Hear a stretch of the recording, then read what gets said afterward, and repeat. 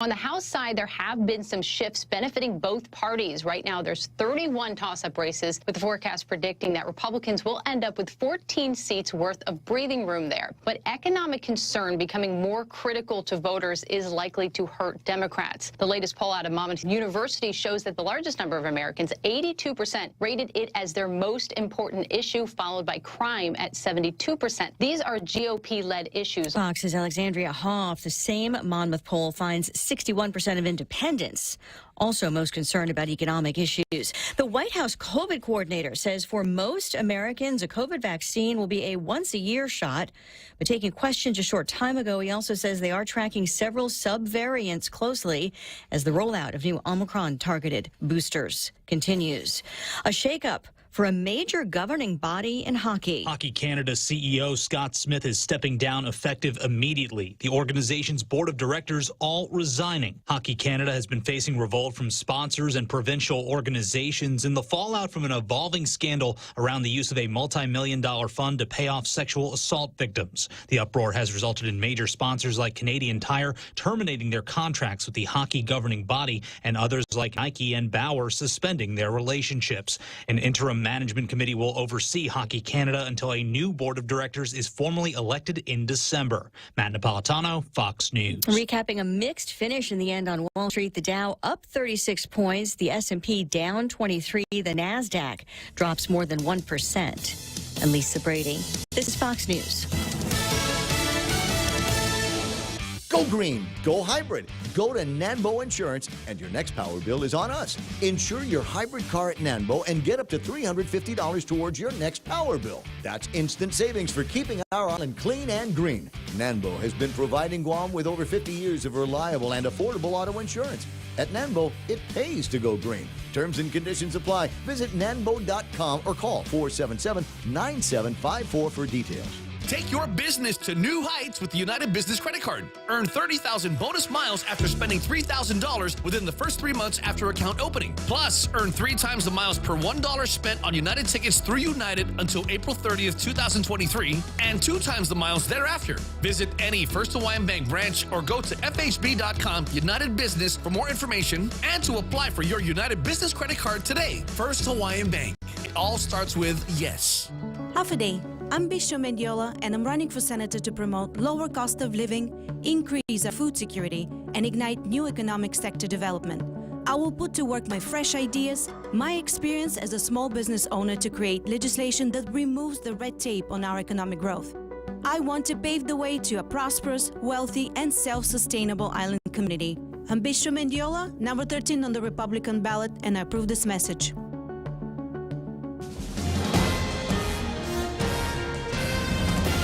Half a day and good morning, Guam. It's 6:06 on Wednesday, October 12. I'm Donna De Jesus with a look at your local news on The Point. 56-year-old Paul Sanchez was arrested for threatening to blow up and kill everyone at the different military bases on Guam.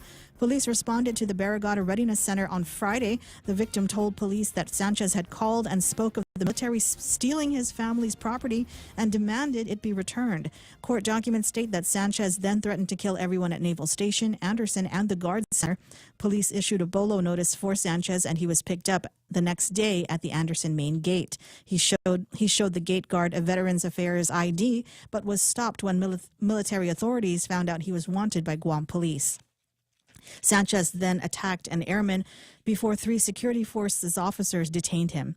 He was charged with terrorizing and 2 counts of assault. Meanwhile, GPD Detective Eric Mondia testified during Nicholas Moore's drive-by shooting trial yesterday.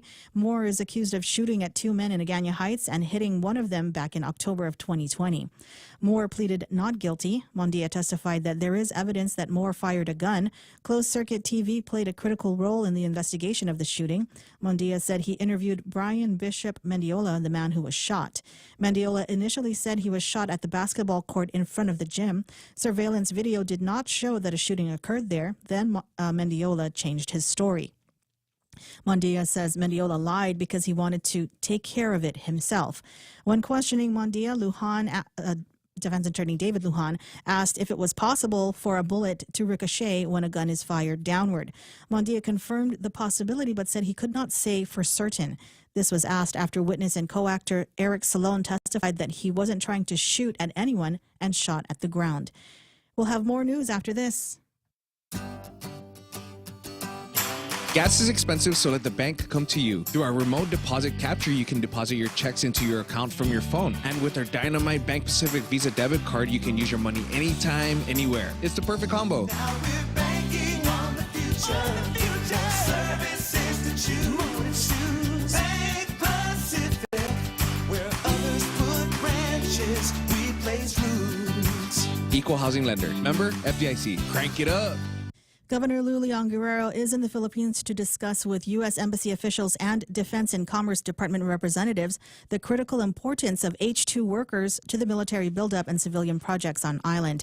The governor said in a release that without these skilled workers from the Philippines supplementing the local workforce, Guam economic potential cannot be fully realized. Leon Guerrero is also lobbying for a Guam visa waiver that will allow Filipinos to enter Guam without a pre-approved U.S. visa. She also met with the head of the Philippine Overseas Employment Administration, which monitors and supervises overseas recruitment and manning agencies in the Philippines. She asked that a labor attaché be stationed in Guam and a country-specific employment contract be developed to protect migrant workers. Meanwhile, about 6,900 Guam residents who took out federal loans for school are eligible for the federal government's student debt relief plan. The U.S. Department of Education is expected to make the application for debt relief available and begin contacting eligible borrowers directly. Lieutenant Governor Josh Tenorio says thousands of Guam's higher education students and graduates are eligible for $20,000 in debt relief, and 3,300 will have their federal student loans completely forgiven. In August, the Biden administration announced its plan to cancel up to $20,000 in student debt per eligible borrower.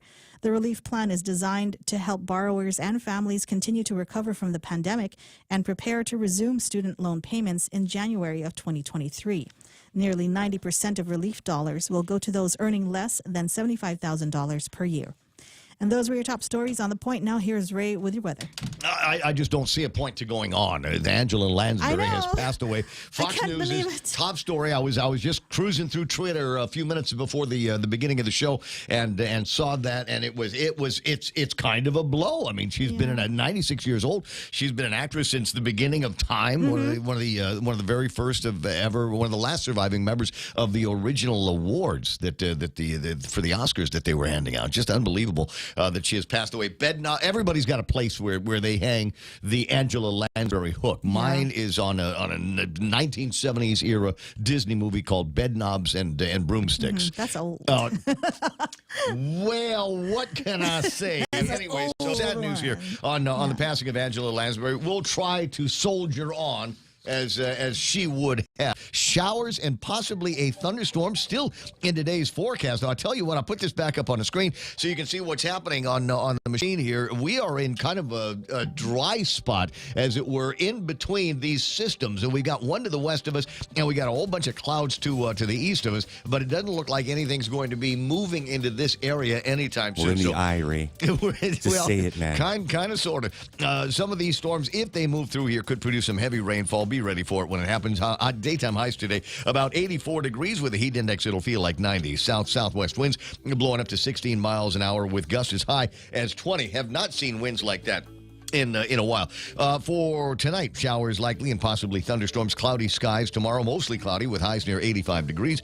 Tomorrow night, mostly cloudy again with overnight lows of about 76 degrees. 80% chance of rain today. Flood watch warnings are in effect in case we do get some rain. The sunset tonight is going to be at 6:04. Sunrise this morning was about a minute and a half ago at 6:11. There it is. News and weather together, brought to you by Bank Pacific, banking on the Pacific for 68 years. Everyone has a busy schedule these days, and sometimes we forget to schedule our routine dental checkup and cleaning.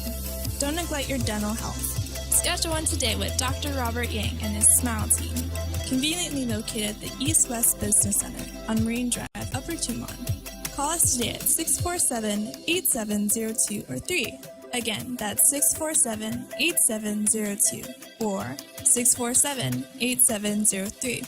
We make smiles happen. Guam Regional Medical City. We bring the healthcare advances of the world directly to you. We are an acute care hospital that complements your needs with our robust outpatient specialty clinics. From preventative care to critical care, we strive for consistent excellence at GRMC. Our core philosophy is where patients are partners, which means we work as a team to make a healthier version of you. For more information, visit us at grmc.gu or to make an appointment, call 671-633-GRMC. Right on. Ray Gibson Show brought to you by APL, American President Lines. A global presence with a local home, also being brought to you by the team over at, where's this place at? It's called NutraWays. And what are they all about? Making you healthier and giving you a better sense of wellnessosity. Find out how they do that. Second floor of the Daily Plaza Building in Denver, or call later on, 864-7867. The Ray Gibson Show. Morning talk that matters. Call now, 888-TALK. That's 888-8255.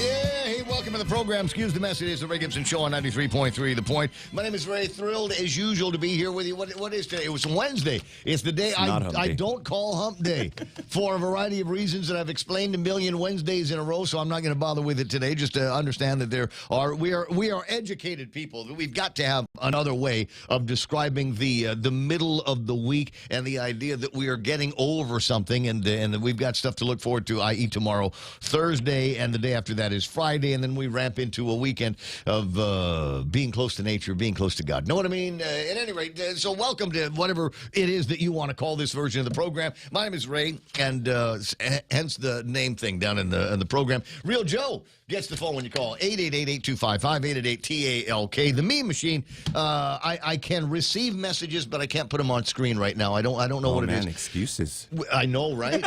I know. Sorry, I don't care about excuses. I don't want apologies. I just want results. I probably got to reset something in the computer room.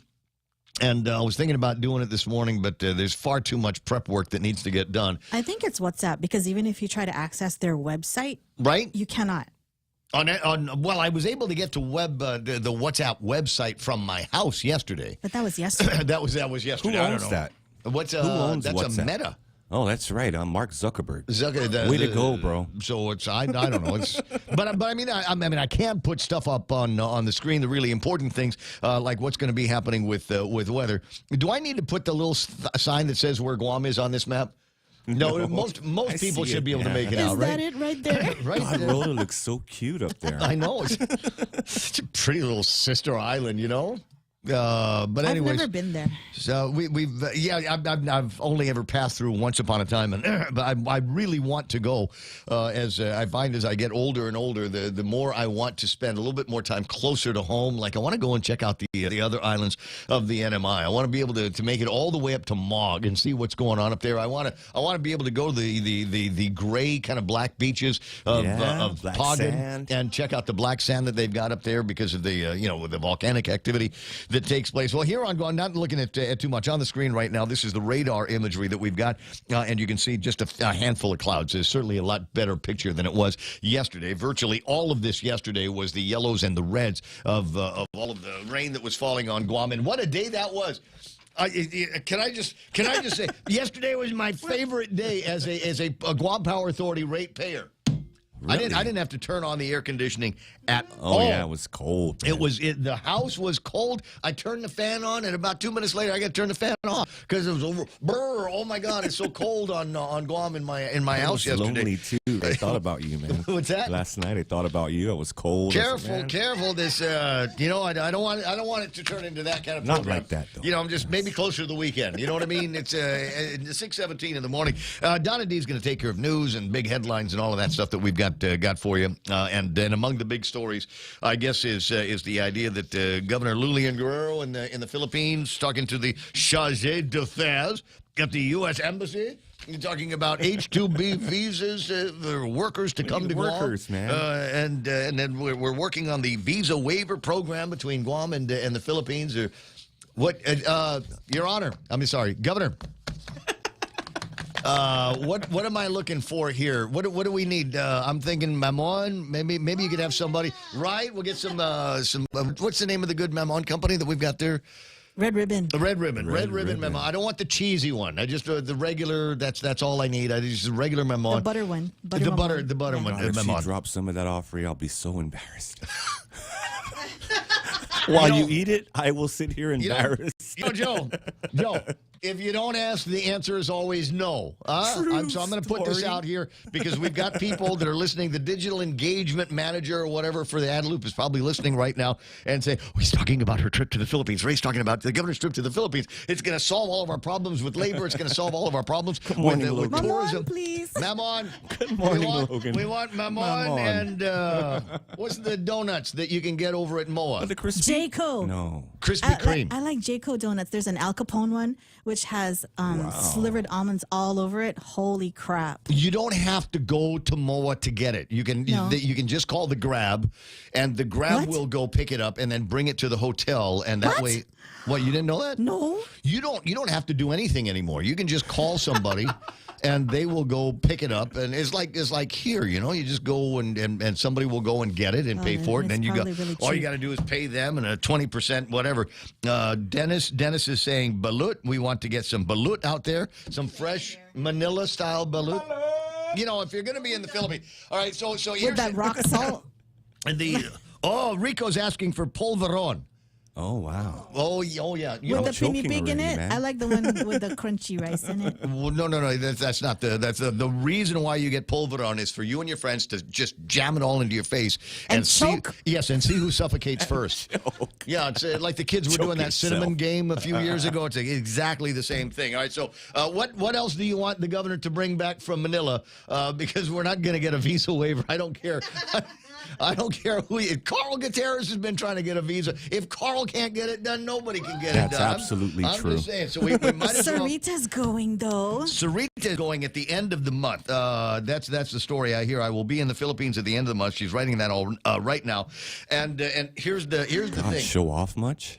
Lucky. No, not lucky. What happens at the end of October in the Philippines? It'll be Halloween, and then Manila will empty out. I've been in Manila around Halloween and the 1st of November. We've got All Souls Day, so everybody in the city now is going to be leaving. To go back to the province, to go and visit their ancestors in the graves and all of that stuff. I mean, it's not too far off from what we do around here. And then somebody says you can get all of that stuff at Ariana in Harmon.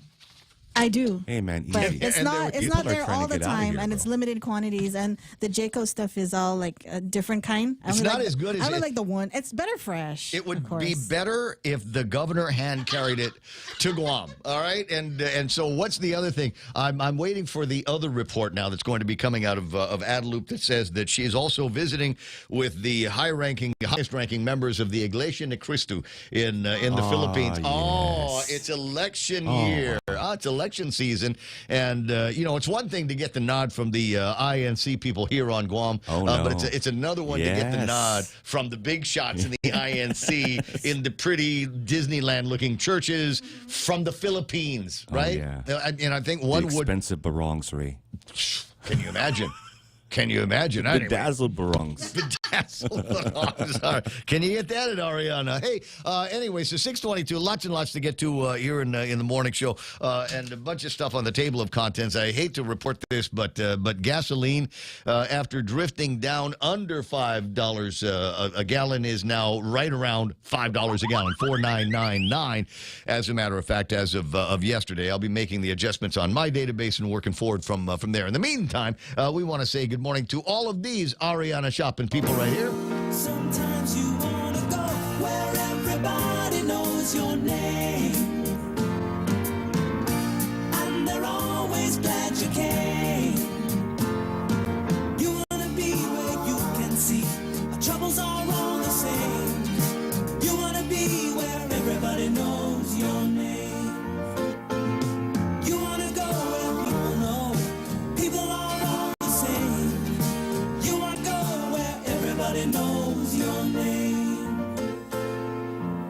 6:23 in the morning. I'm sorry. We got a warped sense of humor here at the radio station, and as usual, I like to think that I've got the warpiest sense of humor, but it's the truth is the quiet girl in the studio. Oh yes, the quiet one in the studio has got the warped sense of humor, and I'm pitching in that direction right now, but she hasn't turned on her microphone to explain today's version of the evil laugh.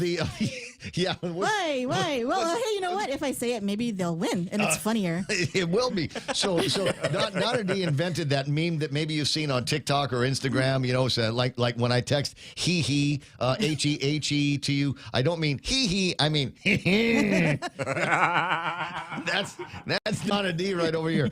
So we're always making a pitch, or we should always be making a pitch to vote for us for Pika's Best, vote for me for favorite radio personality, all of that stuff. But in going through it, Donna's a very detail-oriented woman, and so she goes through the entire listing of Pika's Best, and I don't know why. It stops over at the best adult entertainment. Yeah, best adult entertainment, and some of the usual spots are in there. I think Vikings and Foxies and Foreplay or whatever.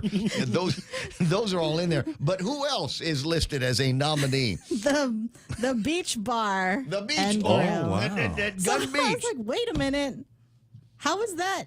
You know what? I'm just I've going to never vote seen for them. Susus there. I've never seen Bear Susus over at the... It's either a misprint or it's a statement saying not all adult entertainment has to be about naked women. Mm-hmm. Right. So you're voting for them every day. Yes. Here it is. If you because it's funny. Yes, I hear it. Oh my God, sinister. Okay. She is gangsta. What can I say?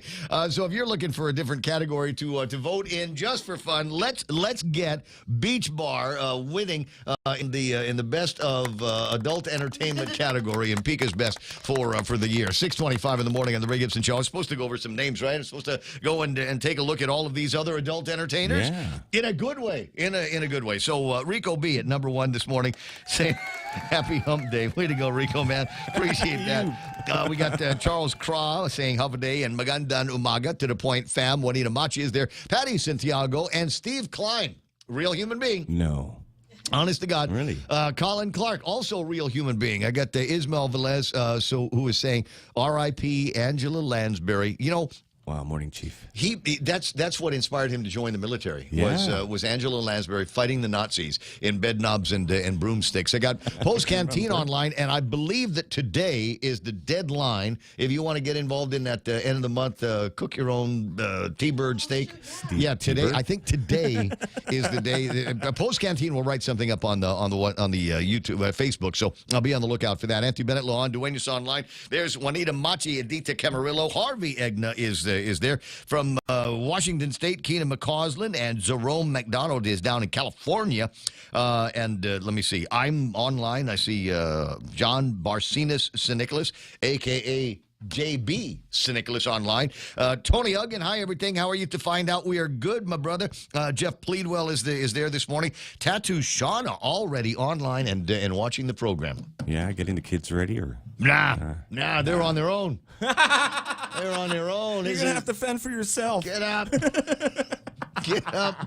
What's for breakfast? Pop-Tarts is for breakfast. Yeah, that's cold Pop-Tarts. Ask me. Nothing wrong with that. Let me see. Henry Manglonia saying good morning to everybody here. Ruth Litton, Lytton, is watching the program. Real Joe? Yes, sir. Right click.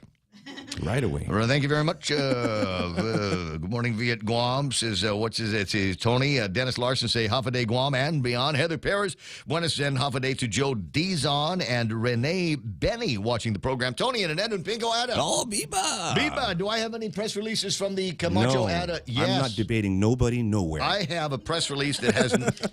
I'll meet you at the bar is where we're going to debate. I do have a press release from them. Oh, really? Yeah. And, it's kind of ill-timed because the governor's not here to see it. Oh, yeah. The acting governor, but what's he going to do with it? I don't know. He's not allowed to, issue his own releases. We got, let me see. Oh, my God, Roxy Chang from Turay. What do we know about Turay, Real Joe? Oh, cameras everywhere. Good morning, Roxy. Everywhere. So, good morning. What? You didn't know that about Turay?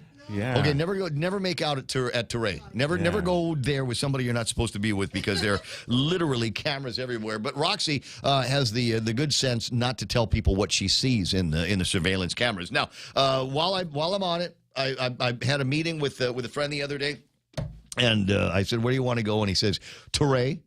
So there's a record of the meeting. I said, okay. Oh, yeah. So I go to Touray, get my water, get my coffee, and guy says, "You want something to eat?" And I said, "Yeah, I do."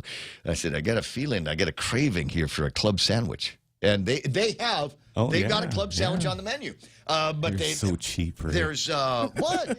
No, oh my God! Water and a coffee in the club. So it comes on a specific. It comes on a beignet, and I barely know how to pronounce beignet, so I didn't want to eat it on a beignet. I wanted something a little bit lighter. I wanted something on plain old American bakery, just bread, just a Pullman bread. And the guy says, "No problem, Gib, got you." Comes back about 5 minutes later with this incredible club sandwich on the bread, cut exactly the way I want it. And normally you think about a club sandwich, mostly vegetables or whatever, but thick bacon on the inside of this thing, and big bites of chicken that were in there, and a little bit of mayonnaise and this cheese. I can't put my finger on the cheese, but it was so good, Roxy, and so good for me. It filled me up literally for the rest of the day, and it didn't cost a whole lot. So if you're thinking about going someplace for early lunch or late lunch or whatever, go and check out Roxy and her team over at Touray. She'll take care of that for you. John Duenas online. I got Mike Grace Bloss and Auntie Bennett saying, "Vote for change." I was thinking that considering that one of the top stories in the newspaper today is about a woman who literally spent 10 hours on her birthday at the Department of Revenue and Taxation to get a license renewal. A license renewal. I thought I'd read you some pillow talk from the platform, the campaign platform from 2018 for Lou and Josh, a movement for change. It's restoring faith in our future. And apparently 4 years ago, the idea that maybe people aren't spending enough time at the Department of Revenue and Taxation. Maybe that was one of their goals then, was to make it so that it took you literally an entire day to do something like getting a license renewed. What did Barry say on the radio yesterday? A half hour at their DMV, and he was able to get 4 driver's licenses, two cars registered in the state, plus his concealed carry permit in like a half hour. So unheard of here. I might take a look at this and talk about some of the great pillow talk that we got in exchange for 4 years of Lou and Josh. Let me just give you one right now, and maybe the idea that you're spending all that time in a government of Guam building lines up with one of the goals, one of the stated platforms for Lou and Josh 4 years ago. The use of public buildings for civic groups. It says we will work to open up for the use by civic organizations more government facilities that go unused at nights, weekends, or public holidays. So maybe that's their idea, is we're not getting as much our money's worth out of the Department of Revenue and Taxation landlord. So when people go, they should be there all day so that we can say, hey, we got our money's worth, right? We got all day long. Come on by. Bring lunch. There was a woman. They should put a roller rink in there, Ray, so they can skate around while they wait. That would be good. Could you imagine how much faster things would go if the employees were on roller skates? But I know a woman, very, very attractive woman, and unfortunately she's getting married one of these days. And she created a business, and the business was, I will wait in line for you. So if you've got to renew your business license, maybe get a renewal or sign up for whatever, car registration, things like that, she actually would stand in line for you at the Department of Revenue and Taxation. Oh, wow. Take care of your business so that you could go out there and, I don't know, enjoy your own life. Can you imagine that? And maybe, I don't know if she still has that business, that gig, but maybe that's a job for you. Vince P. Delgado online. MJ Regis is there. Amy Rose Aggie Edmondson saying good morning to everybody. I got the amazing and incredible hot sister of the program. That's Pam Duvall. Wow. Anthony Diaz Taylor saying good morning and happy hump day. Carl, oh my God, Carl T.C. Gutierrez, former governor, online. Bring back the sunshine. Bring back that sunshine. He's bringing back that sunshine. Uncle Carl Gutierrez brings it every time. And Unc, I gotta say thanks very much for hosting one of Montesilva Tyron's signs Yeah. at the place. Wow. A. B, yes, we're looking forward to engaging with the China cabinet at that Okinawan izakaya sometime soon. And if we get an opportunity for feeling up to it today, maybe you can tell me all about Zotnya and Umatic over the weekend and the Guam Visitors Bureau's attempt to bring the tourists out of Tumon into the villages and show them what you and I talk about all the time, and that is, it's more of a high touch kind of tourism that we need to be engaged in. Absolutely. Cheryl Ochai, you know what? Let you tell Lou, stay in the Philippines and just let you just run things here for a while. Petty Manny. Can you imagine how much crap we'd take care of if Governor Gutierrez was in charge of things right now? Yes. You'd only have to spend like a half hour, 2 hours in line tops at the Department of Revenue and Taxation to get your driver's license renewed. My God, people should be embarrassed by it. Greg Baz Knight is there. I got Francis Salas, Benidoso Tao is online. Pretty Sarita Garin, actually beautiful Sarita Garin, saying Maganda Numaga to the Point gang. Marie Babauta Balbin is there. Real Joe Cruz online, so hit him up. Let me see, Henry Manglonia. There it is. Ismail saying, why is the governor going to another country to beg for skilled labor? Oh, because our people got so used to handouts rather than empowering our people by encouraging the dignity of work. We've just reinforced the sense of entitlement. Hey, another 30 days. Yeah, we'll have more SNAP money out there for people to just kind of sit around and wait for the government to throw money at a card so we can go have T-bird steaks and lobster every night for dinner. T-birds all day. Andrew, I know it's T-bone, but T-bird sounds funnier to me. It does. I love it. Andrew Terlai is online. So is Dennis Mesman, my bro. Dean Bates, now recovering from his wedding over the weekend. Good to have you online. Rudy Rodolfo, the original Burger King, is there. Our favorite artist, Ron Castro. Weather report from California. Fallen leaves are more than just pretty. 73 degrees and the skies are cloudy. No rain expected as of yet. Nice to hear that. Joanne Titano, good morning to Jack Bucas, saying good morning to everybody. Marla Carbolito Castro is online, and so is Mary Damien. Charlie Hermosa. Charlie, you sent me something. You sent something to the Points email, and I could not make it out. So if you want to call in and tell me what it is, that'd be great. Mark Cruz is doing his wave. So is Francis Doofy, Sonia Vidzagomez-Uggan. I see Chris Abelencha online. So is Donna D. That's nice. And Kina, Dave Duenas, Biba online. Mike Grace Blas saying Iglesia Ni Cristo is a cult. Never heard that before. Huh, how about that? There's some news for you. I like the building. Layla Eulalia is online. My bro Tim Lujan, not that one, the other one, the one that drives a motorcycle, is there. There's Anna Marie. Carl Meyer, 142 comments in just 25 minutes of the program. What? We're all talkative here. Did you realize that for some people this might be their only editorial outlet is being seen and heard? Okay, wait. Here's the important one. This might be the most important thing I read to you today. Today is the last day to reserve your steak or pork chop. Close the business over at VFW up in Jigo Town. It's $25 for the steak, pork chop for $12, and that's going to be the best price that you're going to get on protein for the rest of the day. Chris Abelencha is online. Ray, you should feel proud. There was a COVID disclaimer when you click on the Facebook notification. Right on. So. Thank you very much. One of the last messages that I got on the WhatsApp here, the meme machine, is a Facebook. It's a screen cap on Facebook, and it's by Dr. Hao Nguyen, and it says at this time, COVID-19 is now in an endemic phase with very mild symptoms in the current variants. The risk of the vaccine. This is a doctor saying pretty much what I've been saying for a long time. The risk of the vaccine outweighs the benefits. I'll repeat that. Dr. Hao Nguyen on Guam says the risks of the vaccine outweigh the benefits. The vaccine should be for the very high-risk population and should not be given to anyone, especially not to any children. If anyone insists to have the vaccine, they should consult with their physicians accordingly. Wow, we Are you feeling it? We told you so. Are you getting that ultra MAGA feeling, right? Yeah. We've been saying this. This is where I am today. The Surgeon General of Florida over the weekend came out with exactly the same statement, although it was not as blanket as Dr. Nguyen's.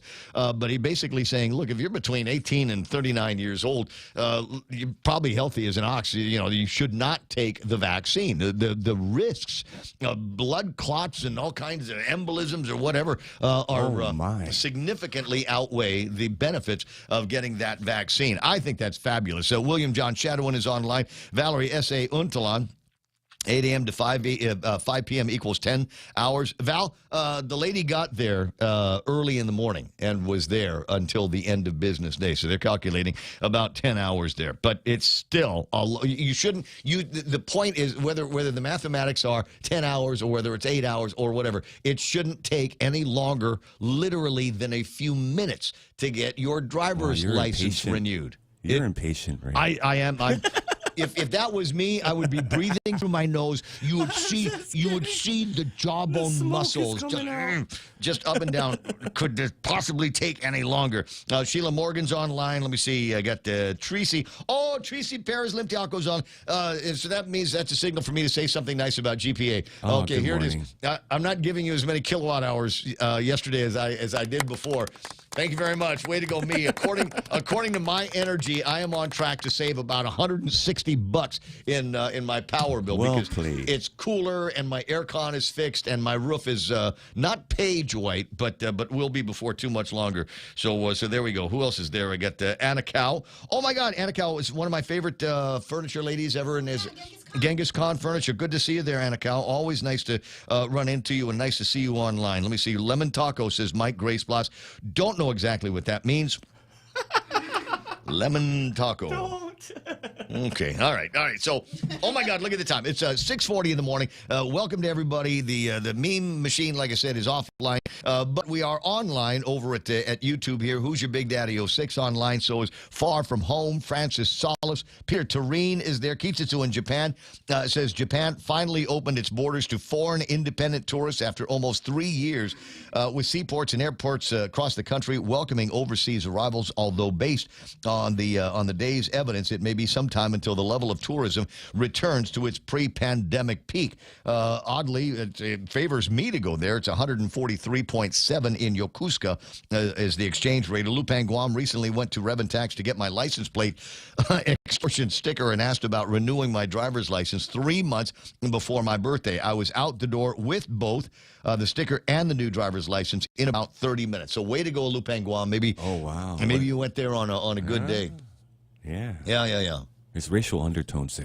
But I was going to say, but you could have gotten your extortion sticker online. Extortion sticker. Which is the way I do everything. Frankly, if I got to go someplace and stand in line for anything, I'm just not doing it. Come and catch me if you can. It's 6:40 in the morning, and we'll take a quick break for news and headlines with Donna D. Find out what the big stories are, what we are going to be talking about all day long. How about what happened? Former MMA fighter Roman Alvarez appeared in Superior Court yesterday to work out a plea deal in his attempted murder case. In February, Alvarez was involved in a fight with another man who he hit with his car outside of a Tumon nightclub.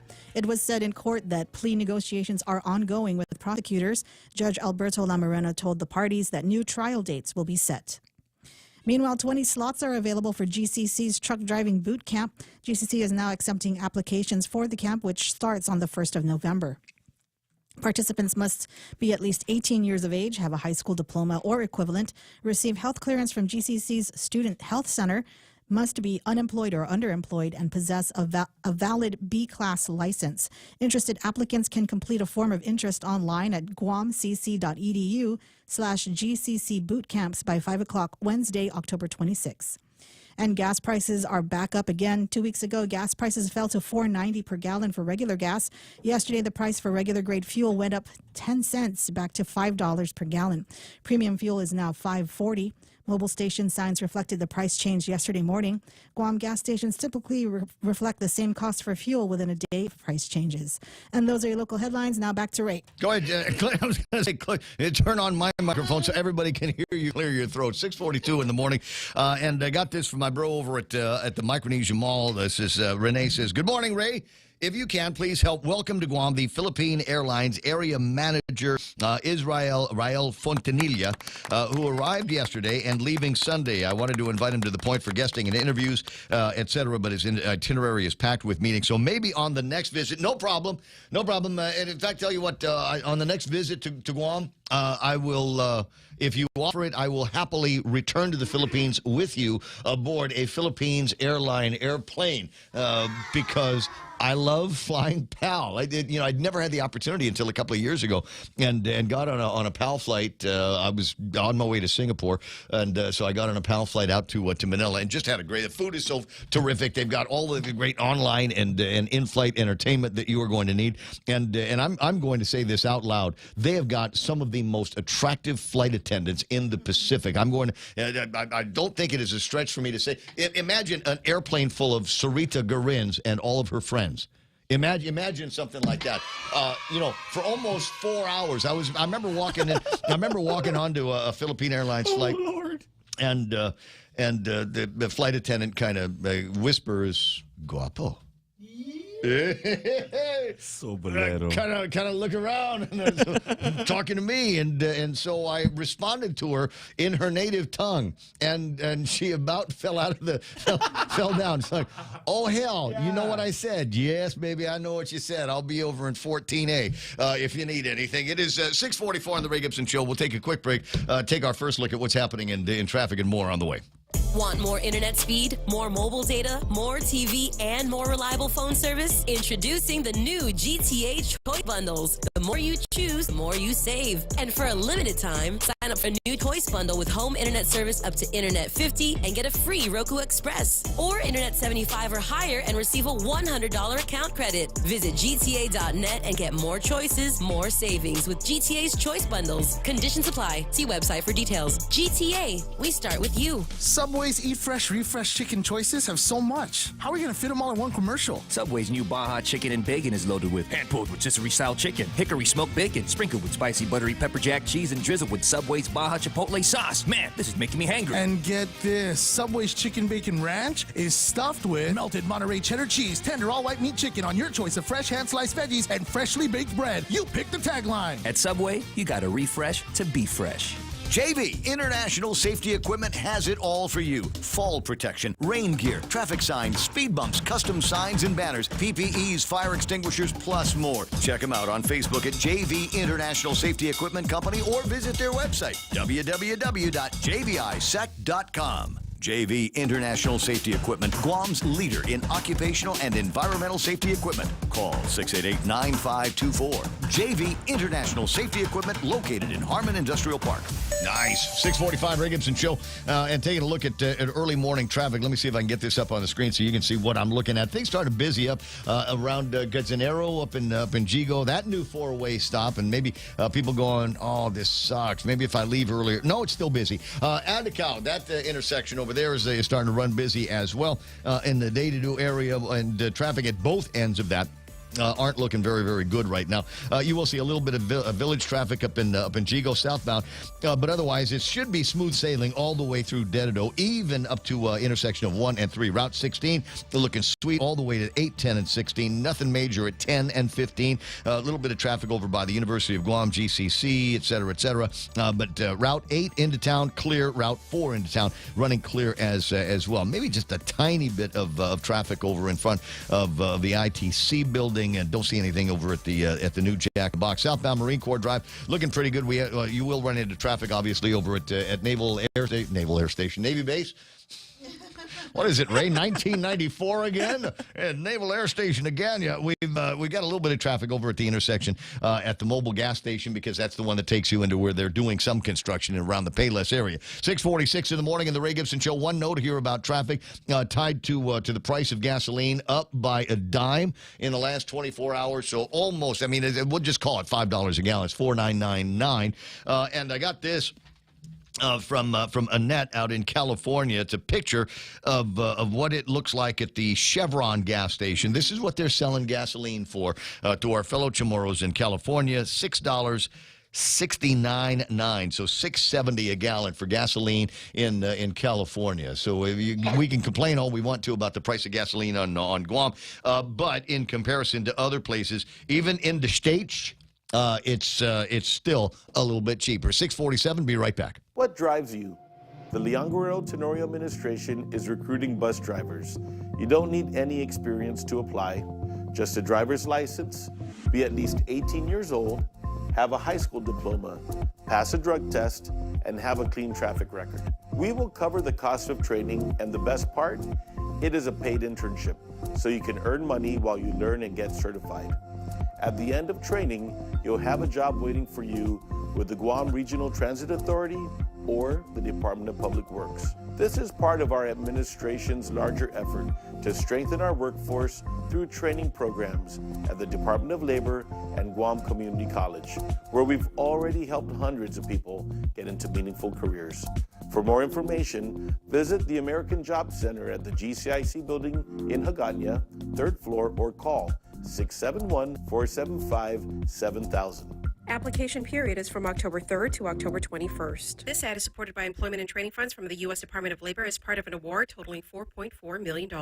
Thank you for the federal funds. So the 21st, I guess, is the enrollment period. So you've got time to work out how you're going to pass that drug test. Congratulations to you. It's 6:49 in the morning. Portions of the program brought to you by my friends over at Nissan Guam, as in NissanGuam.com and the World Wide Web. Gas is going up there. So go to NissanGuam.com and check out the deals before you head in to go and actually do your test drive. And what is it that we want you to test drive? I got a variety of new cars out there, including the Versa, the Frontier, the Rogue, and the Kicks. Truck driving school? Go get yourself into a Frontier for some practice. It's Auto Trader's best new cars for 2022. Incredible towing capacity, super incredible horsepower that you're going to get 310 horses on this, and a total redesign. If you were a truck guy or girl like me, I'm not a truck girl. I'm a truck guy. I'm sorry. Just trying to get this so that everybody feels, inclusive in the ad here. Go and take a look at it online and then go get a test drive and see what kind of deal you can work out. They've got APRs as low as 2.99% or up to $1,000 worth of free gas. Terms and conditions apply. Find out what they are at NissanGuam.com. Bringing you closer to the action. Any speaker, anytime. Watch and listen live on ThePOINT.gu.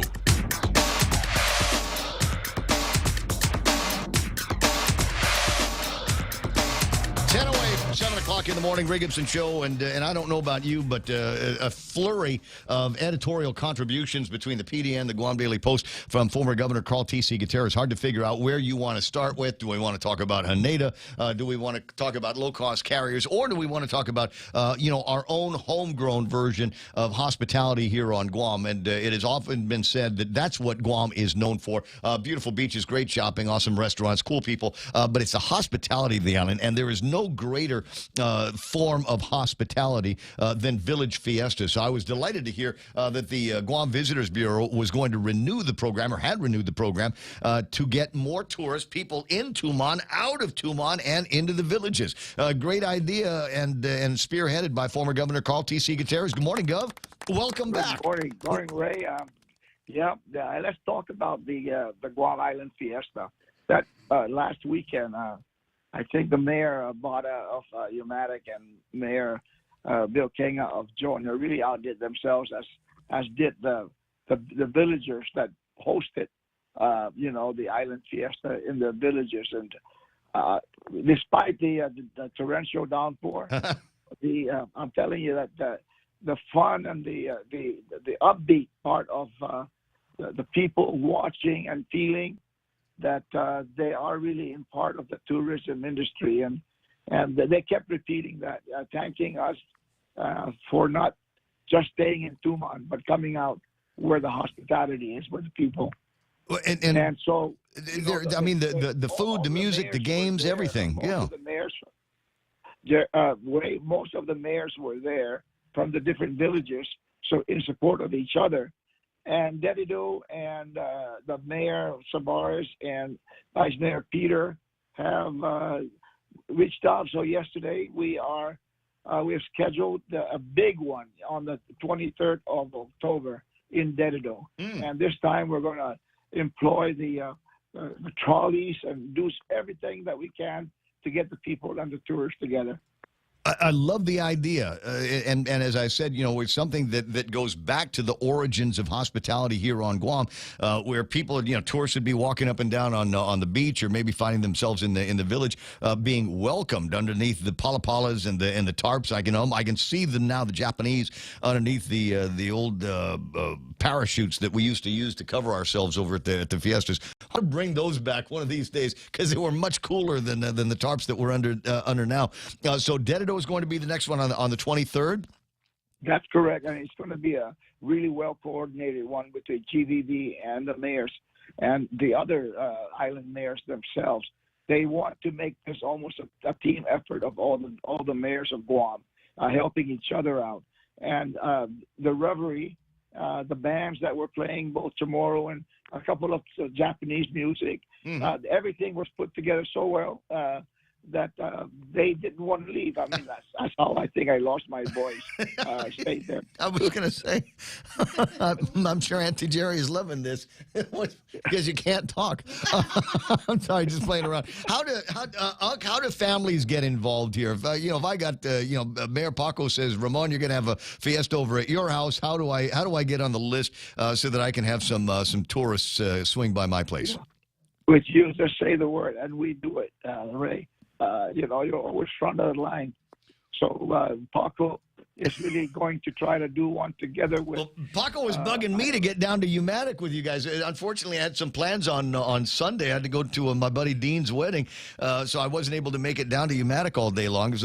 But he was bugging me. He says, we're all going to be there. So maybe at the next one on the 23rd, I'll go and hang out with the mayors. But, I mean, never mind me.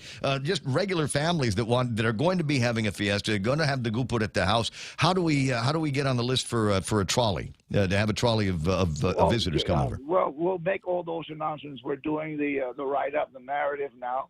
But this is going to be a concerted effort that where the most of the fiesta gatherings would be in that one place at Lencho Park across the Catholic Church. Yeah. I know that there's not going to be other fiestas, individual homes.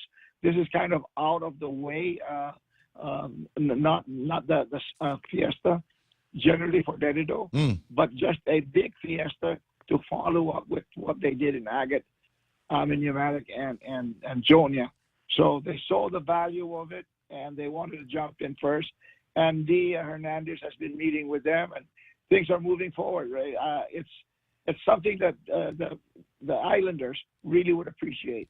Full court press on visitor arrivals to Guam. We're all looking at what's happening in Japan, and maybe just by osmosis, being 3.5 hours away out of Narita City, we might get a little bit more business here on Guam with people from virtually everywhere flying into and out of Japan. I was talking yesterday. Our friend Sam Shinohara over at United, the United Airlines is going to be increasing traffic now into Japan through the Pacific about 13%. Hopefully that Guam will benefit from that down the road, but also Governor Leon Guerrero in the Philippines talking to the folks over at the ambassador's office, the embassy, about maybe helping out with visa waivers. So quite a lot of work getting done trying to get more butts in airplane chairs to come and visit Guam. Yes, and with the advent of the open skies for Palau and Singapore, now I'm waiting for Toru Takahashi, who heads up Japan, Guam, and Micronesia for United Airlines, waiting for who he wants to send down with us, because our Minister of Tourism down there, Ngirai Matuo, wants to make a discussion to make sure that whatever happens on that kind of a route is sustainable. And so, like you said the other day, from Japan to Guam to Palau to Singapore, and however way we return, that is going to be a really good thing, not only for the tourists but for our people as well. It's these are interesting times as everybody starts opening up. It's like watching a flower blossom after COVID-19, after being dark for so long, to see what's going to be happening. Obviously, a strong dollar against a very, very weak yen is going to be a problem for us, but there's all kinds of potential moving forward with the Japanese market as people aren't going to be restricted by caps. I think we're going to finally see airports like Narita City and Haneda beginning to blossom and repopulate, if you will. Yes, and when I went to San Diego, I mentioned a little bit, but right now we're working closely with the House of Tomorrow to start a really great campaign for North America, not only to come straight to Guam via Honolulu or Japan, but to wrap in the Philippine Airlines, Taiwan, Korea, and Japan to figure out how they can overnight in those places or 3 nights, both coming and returning, and get a package so, very, very reasonable so that there are people and the parents and families of the military to come to Guam, and they can come via these source countries that we have around us. Well, as I mentioned a little bit earlier, the president, the area manager, for Philippine Airlines is on Guam. If you need, I'll get you contact information. Not going to be here very long, but I think it would be great if Israel Fontanilla got an opportunity to meet with you and Jerry and some of the other pros over at GVB. Yes, I think Rael has been meeting with Charlene Guerrero. Okay. And I just come back from last month from meeting with the president and COO and the entire hierarchy of Philippine Airlines, and being followed up now by Governor Lilian Guerrero on the visa waiver program. We have somebody working back in Washington, D.C., putting the package together. Got fingers crossed here. Listen, I'm going to let you go. Take care of yourself, and I don't know what to tell you about your throat. You're older than I am. You know how to take care of yourself. Hopefully, Auntie Jerry has worked up some of the off-look for you so you can get medicated tomorrow style. Yeah, the real Joe already told me what to do, and I gained my voice back yesterday using honey and hot tea and something else. I think I know what that something else is here. I'm gonna leave you to it. Have a great day, Hunk, and hug and a kiss to Auntie Jerry. Appreciate your time. We're closing in on 7 o'clock in the morning on the Ray Gibson Show. Former Governor Carl T.C. Gutierrez, the brand czar, if you will, of Guam, working it, and it's not just sitting in an office telling people what to do. He was actually on the ground in Umatic and Zotnia. Obviously picked something up, but that's the kind of work that you get from that guy. Stand by. Fox News Live is coming up next. Top story may be the death of Angela Lansbury. It certainly was last hour. We'll see what other new things are occurring across the nation and the world. KUSG again, 93.3. This is The Point.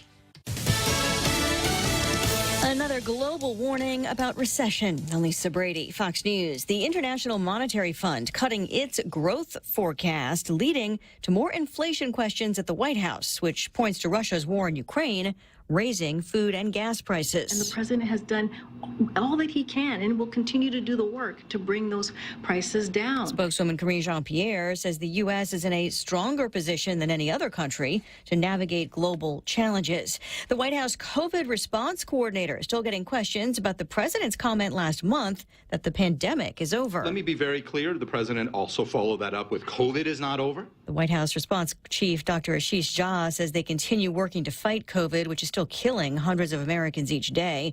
He says the new updated booster shots designed to target Omicron variants should provide a higher level of protection against infection, serious illness, and death. But he also warns as flu season kicks in. What happens in the weeks and months ahead will have a large impact on how the winter goes. And really what happens in this winter is largely up to us as the American people. Adding they continue to track the rise of more COVID subvariants around the world. British actress Angela Lansbury has died. Tale as old as time. Movies, Broadway, TV.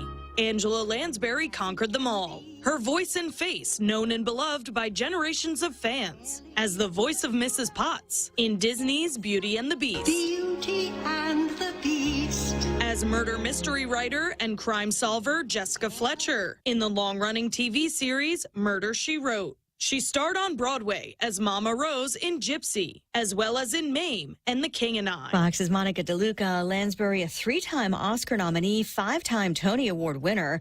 She died early today at her home in L.A., just 5 days shy of her 97th birthday. America's listening to Fox News. Gas is expensive, so let the bank come to you. Through our remote deposit capture, you can deposit your checks into your account from your phone. And with our Dynamite Bank Pacific Visa debit card, you can use your money anytime, anywhere. It's the perfect combo. Now we're banking on the future. Services to choose. Bank Pacific, where others put branches, we place roots. Equal housing lender. Member FDIC. Crank it up. Half a day, Guam. Dr. Bob and the team at Guam Pet Hospital humbly ask for your vote in the annual Pika's Best Veterinary category. You can vote every day at guampdn.com. We pride ourselves on honesty, integrity, and client education.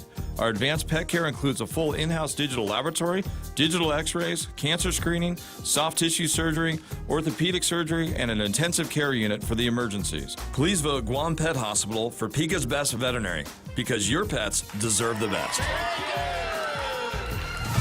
A carbon monoxide leak at a Pennsylvania daycare center sends more than 24 children and several adults to the hospital. Allentown Mayor Matt Turk says all of the children have been stabilized. The initial call was for an unconscious child. Once unsafe air readings were taken, they did triage in the parking lot, immediately called in partners from neighboring communities to make sure that we got everybody to hospitals. The Happy Smiles Learning Center, Mayor Turk says, is now closed. There's a number of permits or a number of inspections that they're going to have to pass prior to reopening. He urged parents to check their kids' daycares to ensure they have hazard detectors and they're all in working order. Gernal Scott, Fox News. NASA says its Save the World test worked, smashing into an asteroid to nudge it out of the way. They were hoping they could alter the asteroid's orbit around a companion space rock by 10 minutes. Instead, the change was about 32 minutes. Administrator Bill Nelson says NASA's trying to be ready for whatever the universe throws at us. A coronation date is set for Britain's new king. The ceremony for the coronation of King Charles III is set for May 6th next year. An official statement from Buckingham Palace says it will take place at Westminster Abbey in London, where it has been done for the last 900 years. The coronation will be conducted by the Archbishop of Canterbury. The ceremony usually happens several months after a king or queen takes the throne to allow for a period of royal mourning, as well as time to organize and prepare the coronation. Buckingham Palace says the crowning of Camilla, Queen Consort, will also happen during the ceremony. Tanya J. Powers, Fox News. A choppy day with a mixed finish on Wall Street. The Dow up 36 points. The S&P and the NASDAQ both falling. I'm Lisa Brady. This is Fox News. Tell me about it, stud. Circle K's Craft Beer and Whiskey Festival is back on Saturday, October 22nd. We rockin' and rollin' at the Dusatani Guam Resort from 2 to 10 p.m. Bring your friends and come dressed in your best grease costume to win up to $500 in cash and prizes. So bust out those leather jackets and 50-style outfits as we party the night away at Circle K's Craft Beer and Whiskey Fest. Don't be a square. Get your tickets now at craftbeerfestguam.com or cruise on by any 76 Circle K location. Now that's cool, baby. Is your business ready for digital transformation? The latest Wi-Fi technology is here, and it's Docomo Pacific's WorkPass, powered by Plume. WorkPass unlocks connectivity, productivity, and security tools all in the palm of your hand. Access features like adaptive Wi-Fi, guest and employee networks, evolving AI security, plus so much more. To learn more about WorkPass, visit business.docomopacific.com. Docomo Pacific Business. Work better together. Choosing health insurance for my family is difficult. I need to know our health insurance will protect us now and in the future. Take Care members have access to the island's largest offering of free fitness classes and health education programs, and a high-quality credentialed network of on- and off-island healthcare providers, including the convenient one-stop FHP Health Center and urgent care. My family choose Take Care. Your family should also consider choosing Take Care. Call 671-647-3526 for more information. Take Care, our island, your health plan. Holiday at 7:06. I'm Donna DeJesus. Here's a look at your local news on The Point. The sister of the 45-year-old DOC inmate who died at GMH on Sunday expressed her frustration over what she believes to be unsatisfactory treatment of the man's grieving family by the hospital. Cora Mendiola says GMH officials could not answer her questions regarding identifying her deceased brother or even holding a family viewing. Michael John Mendiola Jr. has been identified by the family as the inmate who died at GMH. They confirmed that he was detained recently at DOC for violating a probation order. His sister says the family didn't identify her brother's body in person, but DOC confirmed his death for the family. She adds that GMH legal counsel advised her and the family to wait and make arrangements with the funeral home, adding that GMH said they no longer let family members identify the body. Mendiola has urged the hospital to do better when dealing with families of patients who died under complicated circumstances. Meanwhile, a lawsuit filed over a contract to run the baggage handling system for the Guam International Airport will proceed in Superior Court, despite the GovGuam defendants in the case asking for it to be thrown out. Industrial equipment supplier JMI Edison is suing the Office of Public Accountability and the Airport Authority over the award of a contract to handle the airport's baggage system, which was installed by JMI, to unlicensed competing company Menzies Aviation. GMI wants Menzies disqualified and for the project to be awarded to JMI. Both the OPA and the airport have asked for the case to be dismissed, but Superior Court Judge Elise Ariarty denied both requests as of late last month. JMI contends the OPA was erroneous for dismissing JMI's appeal against Menzies over the contract, for failing to act on Menzies' lack of qualification, and failing to review what GMI claims is an incomplete procurement kept by the airport. Menzies was not licensed to perform contracting work on Guam at the time it was awarded the deal in August of 2021. A scheduling conference is set for October 26.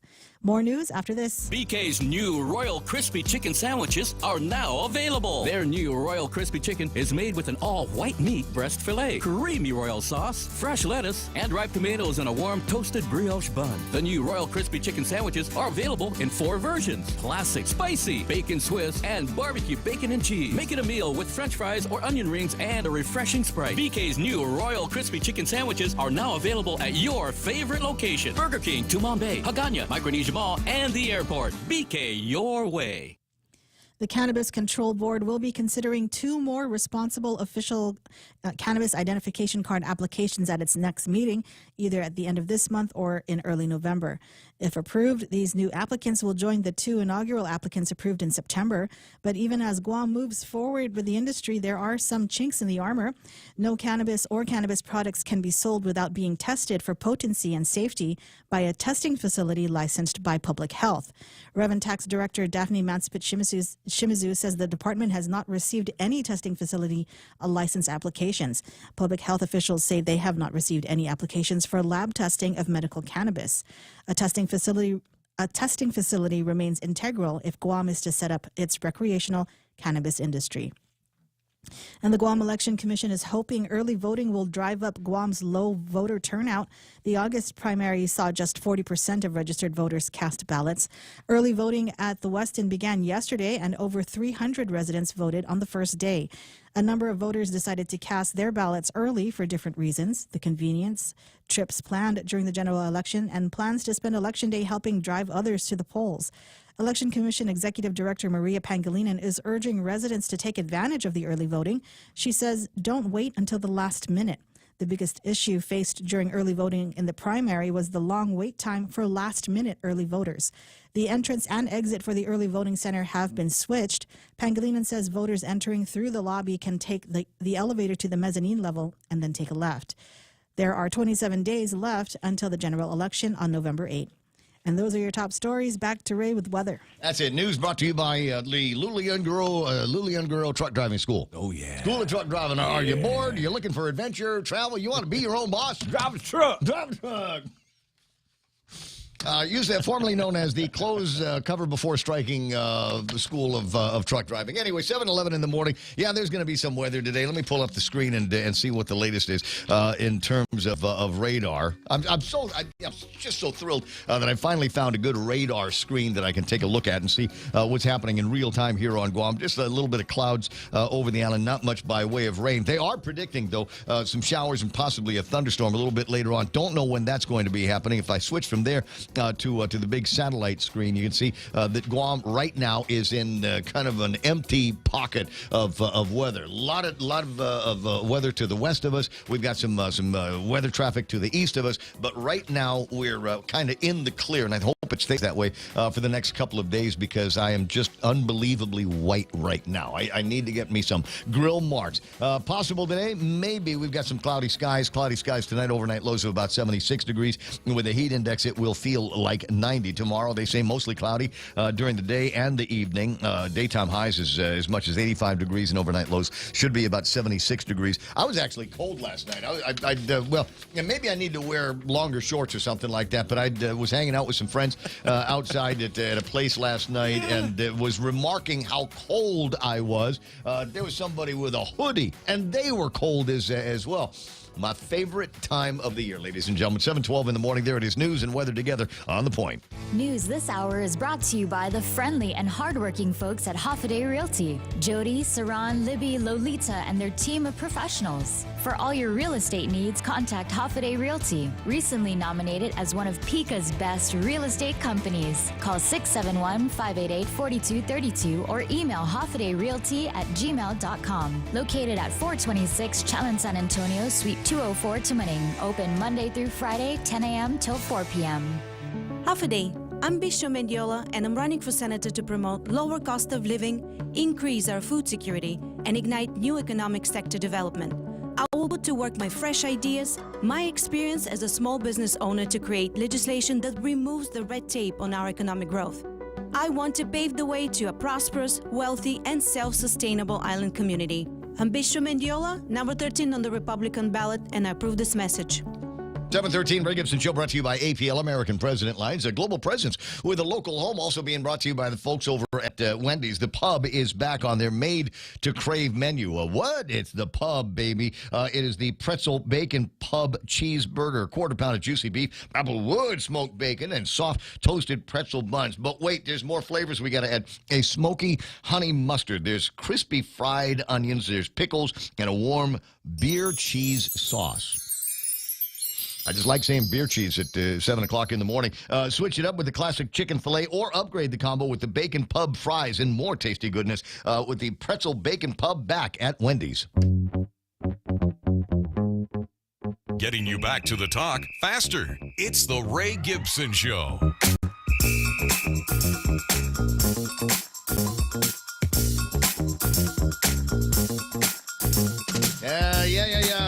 Ray Gibson... Casting mode activated. Full on. I got that feeling. 7:14 on the program here. 888-8255, 888-TALK is the telephone number you want to chime in. We can talk. We can converse with each other on the WhatsApp, but I can't use the meme machine here today because something in the WhatsApp is broken, or I need to reset something. I don't know. It's technical, and I'm tired of it. I'm exhausted from thinking about stuff like. Can I tell you what else exhausts me? Sure, man. California. Of I'm course. so glad. Wait. Of course. California. It must be exhausting for people to live in California, wondering what they're going to ban next. And the reason why I bring this up is because we got a bunch of airheads over at our legislature that are going to go, well, if they're banning it in California, it must be good. They already got the idiotic plastic bag bans, idiotic plastic straw bans, and things like that. Maybe just tell people the right way to throw things away and make it easy for them, and then we wouldn't have so much of this problem. But there is another kind of bag that they are banning. Are you ready for this? No, I am not. Yeah, but I'm going to tell you anyway. I'll tell you anyway, Real Joe, because I think you need to be mentally prepared for the warfare that is yet to come here. Somebody over at the legislature, the idiotic youth Congress, is going to say, hey, we need to ban those clear plastic bags that people use to put their produce in at the grocery store. I can't even find the opening for that thing, Ray. If there's a reason to get rid of them, that's it. Yeah. You just sit there with your. Come on, where's? I called the butcher for help. What? Come on, guys, and then you realize you're holding it from the opposite end where it's sealed, and you go, crap, that's why I can't do it. Genius. All right, so California has now said that that is the scourge of the planet. My God, more turtles and dolphins and polar bears are going to die as a result of having these things around. So they are instituting now a ban on the clear plastic bag that people use when they get their produce. And I also know people that use them when they go and get their meat. I do. You're one of those guys? The chicken, yeah. So you take the bag kind of inside out in your hand, then you put the platter in there, and then you close it up, right? Yeah, because the juices might come out, Ray. The juices might come out of the bag. Thank you very much. What will we? So they say they will replace them. And okay, this is the silly way that they think in California. They're going to replace them with paper bags. Or recyclable paper bags of one kind or another, at least until they get around to banning paper bags and recyclable bags as well. This is California. This is the land of Gavin Newsom. It must be, for people like Jerome and Ken and other friends and family that live out there, just the most exhausting place to live. Come to Guam. Come to Guam. We haven't quite gotten into as much of that here as yet. And the more voices like yours that say, yeah, if I wanted to, with a plastic bag ban like they have in California, I would have stayed in California. Right? I don't want that California crap here on Guam. So when it comes up over at the legislature, you just go to the public hearing and you look at the senator or senators that author the legislation and say, what, are you stupid? Can we not do stupid things like just because they do it in California doesn't mean that we have to do it here. You stupid. As I said, full-on Cassie mode here this morning, Ray Gibson Show, until it's not going to be anymore. Take a look at what's happening in the markets, although I did want to, on the subject of produce, this is not a breaking news story, but something that, again, in California, they just got around to noticing and are sending the word out. Price hikes are coming for tomatoes, onions, and garlic in the coming year. Oh, wow. Yeah. Garlic capital of the world is Gilroy in California. They also grow about 95% of the tomatoes that are grown in the United States of America are grown in California. Salsa, Ray. What's going to happen to salsa? It's all of there it is, the trinity for salsa, tomatoes, onions, and garlic, and it's going to be gone. Not enough water, apparently, to grow everything that they normally grow. Agriculture President Don Cameron, the California Board of Food and Agriculture, said there's just not enough water here. California accounts for 95% of the nation's processed tomato production, 35% of production around the world. Where'd the water go? There's no water there. There's apparently they're having the driest period for that region in California. It is the driest it has been since 800 years. Oh, Lord. And since the Middle Ages, it has not been as dry as it is in the tomato belt of California. They could not rule out price increases, but can guarantee that ketchup and other products on the shelves are probably going to be. Well, what do you make tomato ketchup out of? Ketchup's my favorite, though, Ray. What do you make tomato ketchup out of? I'm going to start growing my own tomatoes and my own garlic. See, ding. Onions. There are ways that you can do stuff like that. We are going to have to become a little bit more self-sufficient. The avocados. Doug Moylan's got great avocados, and he does. There's a couple of women I'm thinking of got some nice tomatoes. Oh yeah. So I'm just saying it's that time for us to start moving in that direction. 7:19 on the Ray Gibson Show. Let's take a look at what happened on the market, shall we? Was it a good day or a bad day? Well, it depends on where the majority of your equities are. S&P 500 drifting down by 23 points.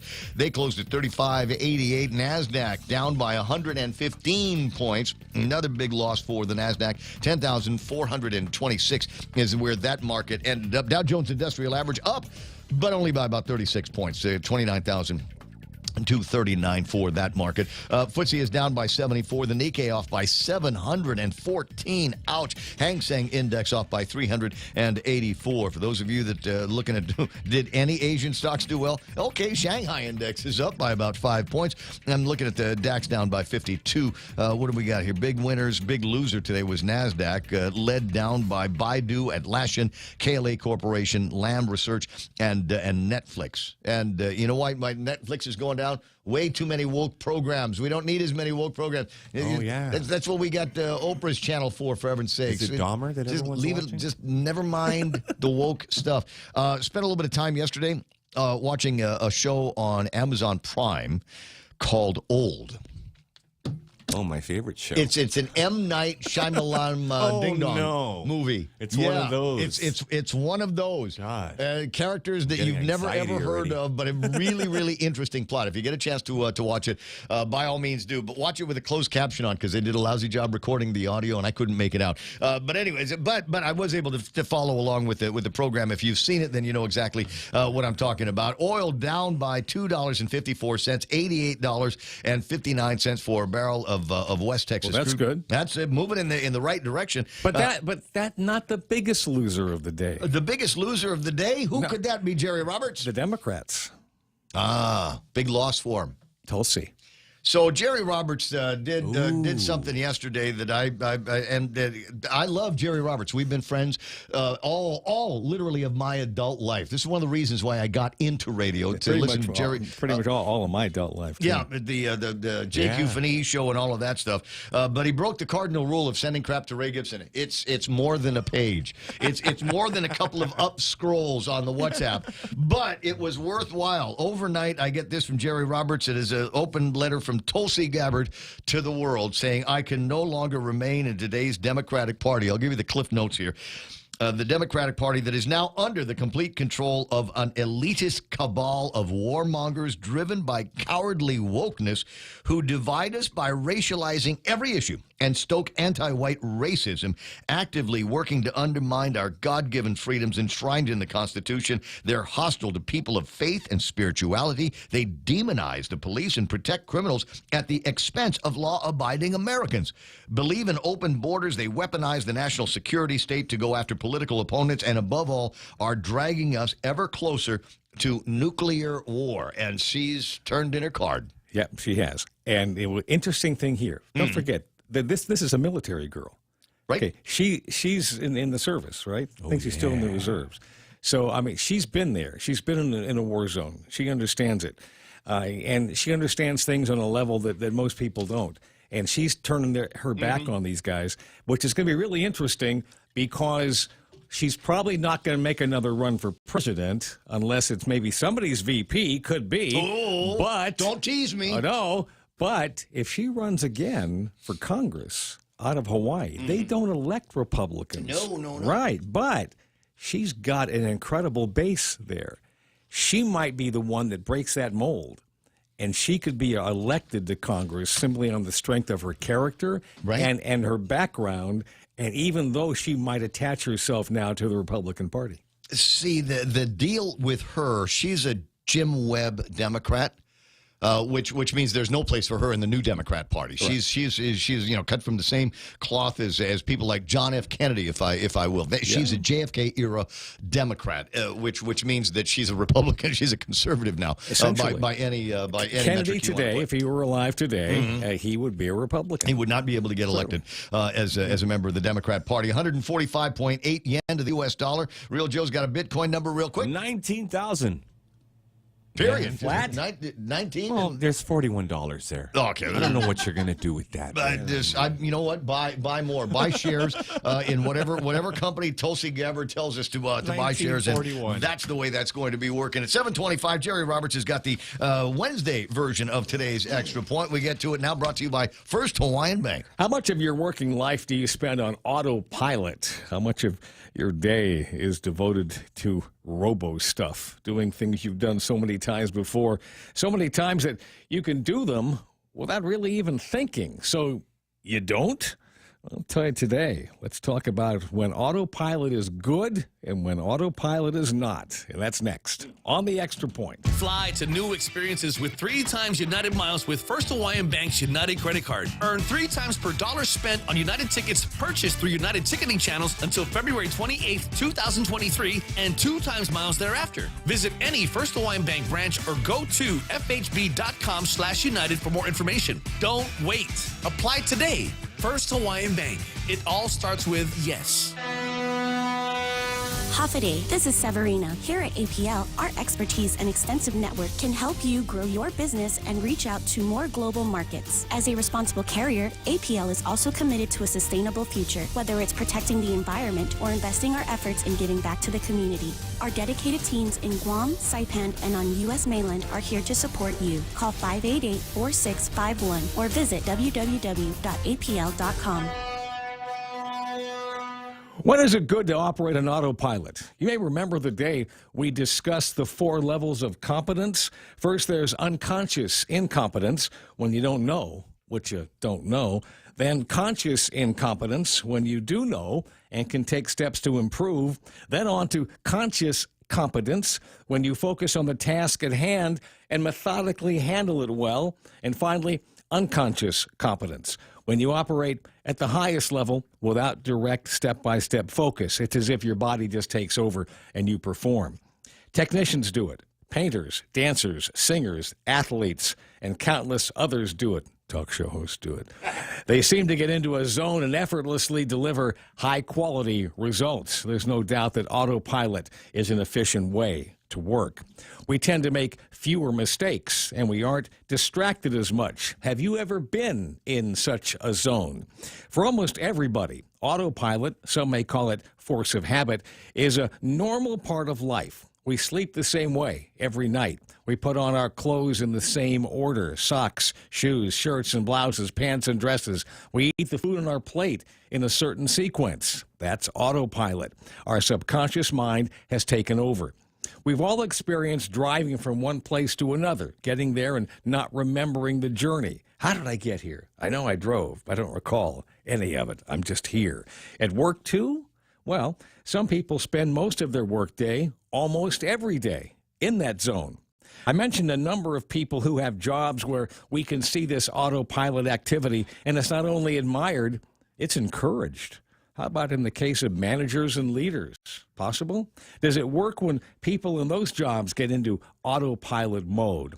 Well, I'm going to say no to this one. A manager or leader has to be conscious, aware, and connected to the things that make him or her a successful individual. A person in a position of authority who is working out of habit is likely not as connected and aware as they should be. If they're focused solely on reports, spreadsheets, and other things that have nothing to do with growing people or setting the vision and direction, where is that organization headed?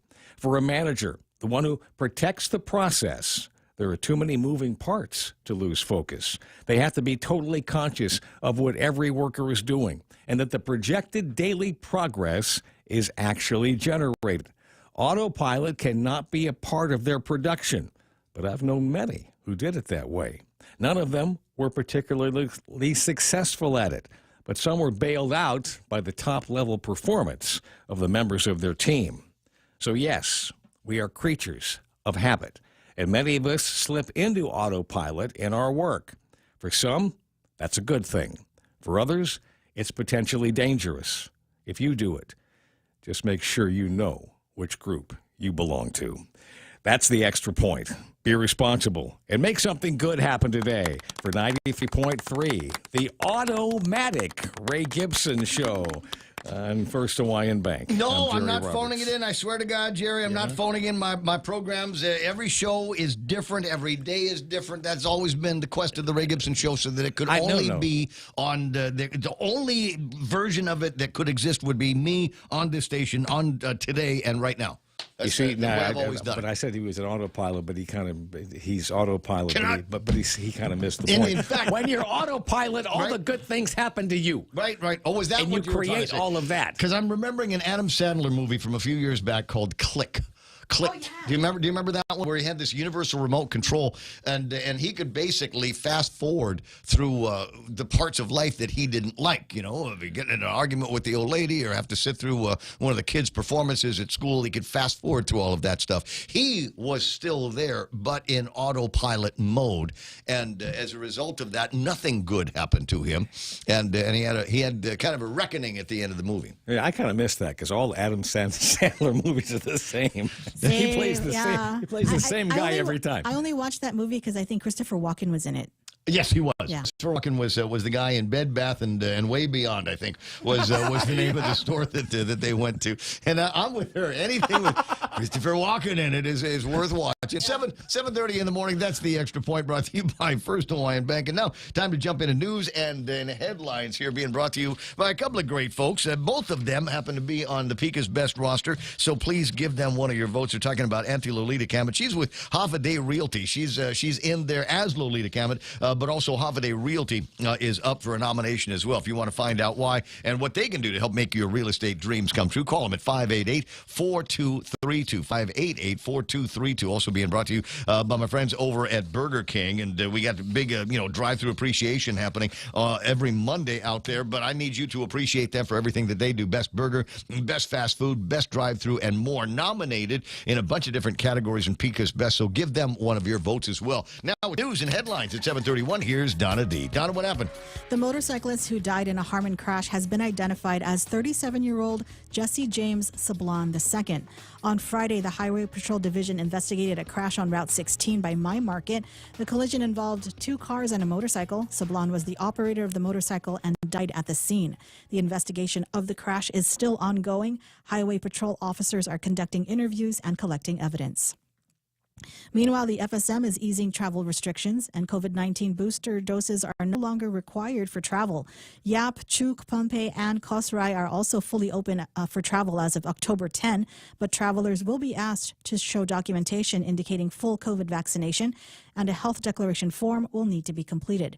Those without COVID symptoms are not required to quarantine. The FSM government encourages travelers to delay trips to Chuk because of the spike of COVID cases there.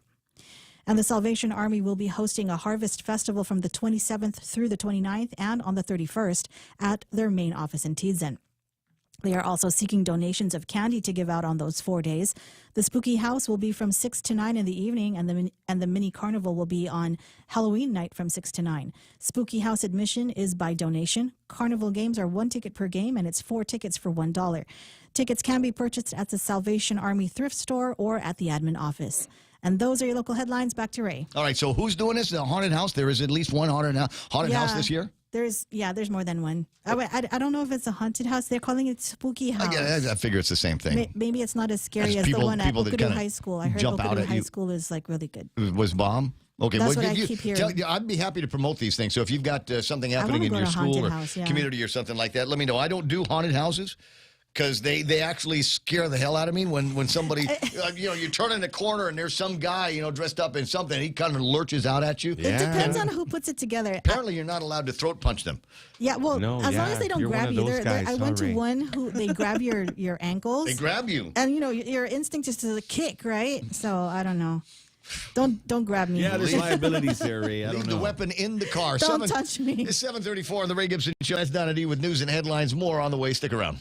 Stop by Olive Garden for their never-ending pasta bowls. Available for lunch and dinner. Choose a pasta, choose a sauce for $19.99. Add a never-ending topping for $7.99. You can mix and match your refills at no extra charge. Refill again and again. Your entree comes with never-ending soup or salad and never-ending breadsticks. Promotion is from October to November 20th. Olive Garden open every day from 11 a.m. to 2:30 p.m. for lunch and 5 p.m. to 9 p.m. for dinner. Please call 671-989-0008. Portions are not available for takeout.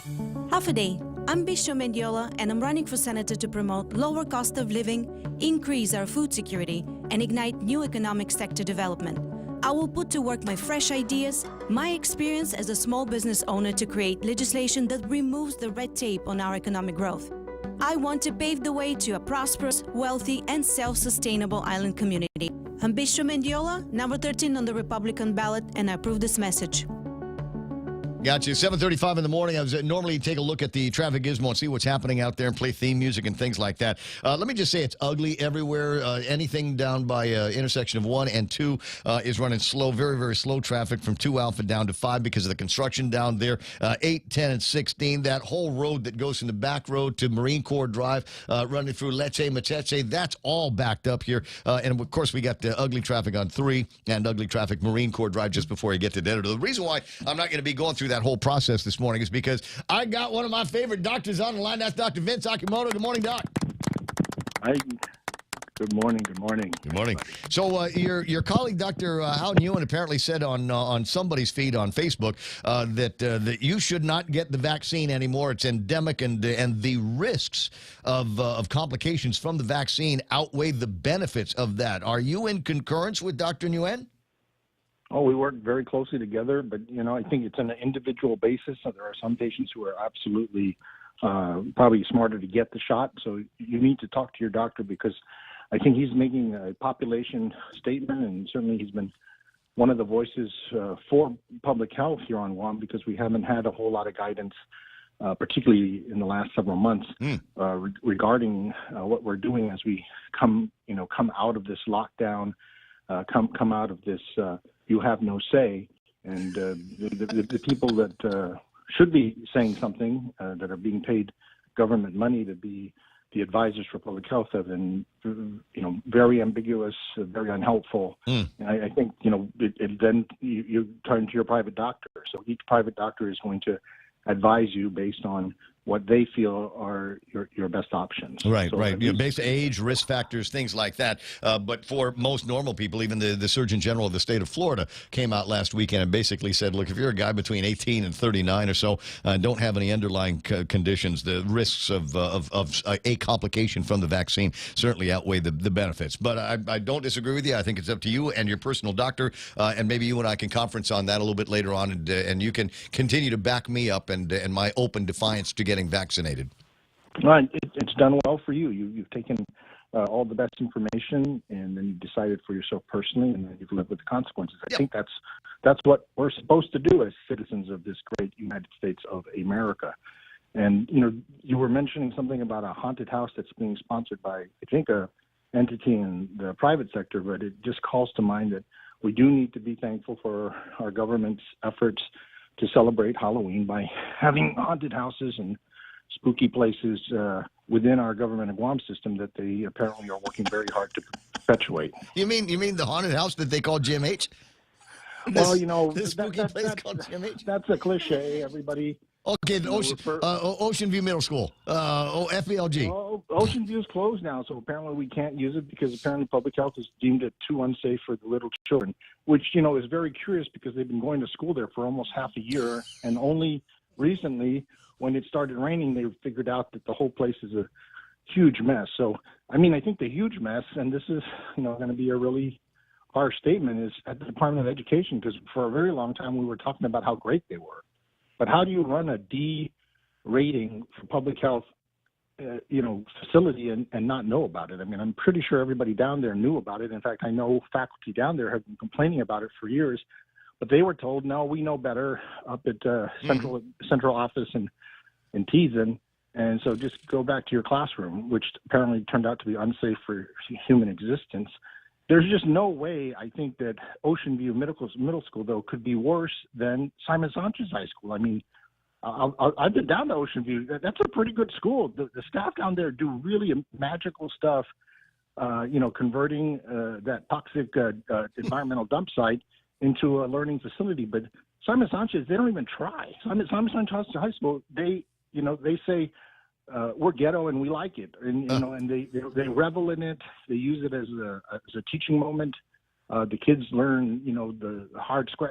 That's the liberal school of hard knocks. But since it's Halloween, really what they're teaching people is that there's really little to be scared about. If you can go to school there and confront your anxieties about what that black mold is dripping down on your desk, you can confront anything. It's really sort of an experiment in implosion, or where you're just pummeled with all the different things that scare people. But I think what's the mentality here, Doc, is that we don't need to fix this because they're going to build us a whole new school one of these days. It's like GMH. It's like GMH. We're not going to bother fixing anything at GMH. We're going to build us a new medical campus out there in Route 15 in Manila that nobody wants, and frankly, we don't have clear title on it to begin with, which is a point that the Camacho Ada folks are making here today. So we're not going to fix labor and delivery. We're not going to take care of the mold. We're not going to take care of the air conditioning. We're not going to take care of the bathrooms because we're going to build a new hospital in 10 years. So we're just going to live with what we've got. So we're not going to talk about dreams. We're going to talk about nightmares because this is Halloween, right? So you're right. That's a perfect parallel is the plan for GMH being 5-10 years down the road, but something that people of Guam should be satisfied to wait for right now while the roofs are leaking, while there's all kinds of problems at GMH. I mean, in fact, originally I was going to call just to warn people, please don't get sick today because the emergency room's full and there are very, very sick people in there. But it was too late. All the ambulances were running towards GMH. I mean, people are going to get sick any given day, and we really should have a hospital that they can rely on. And fortunately, just like at Simon Sanchez High School, there are really good people laboring in that hell house to try to get their job done, right? But the building, the facility, the administration, the leadership failed them every day because they look bad when the patient is sent to the bathroom, and the bathroom is clearly not going to pass a public health inspection. I mean, you can't, you're just, does it take the front page of the newspaper to tell the Ocean View staff, student, and parent teacher association that their school was a D rating? They knew it.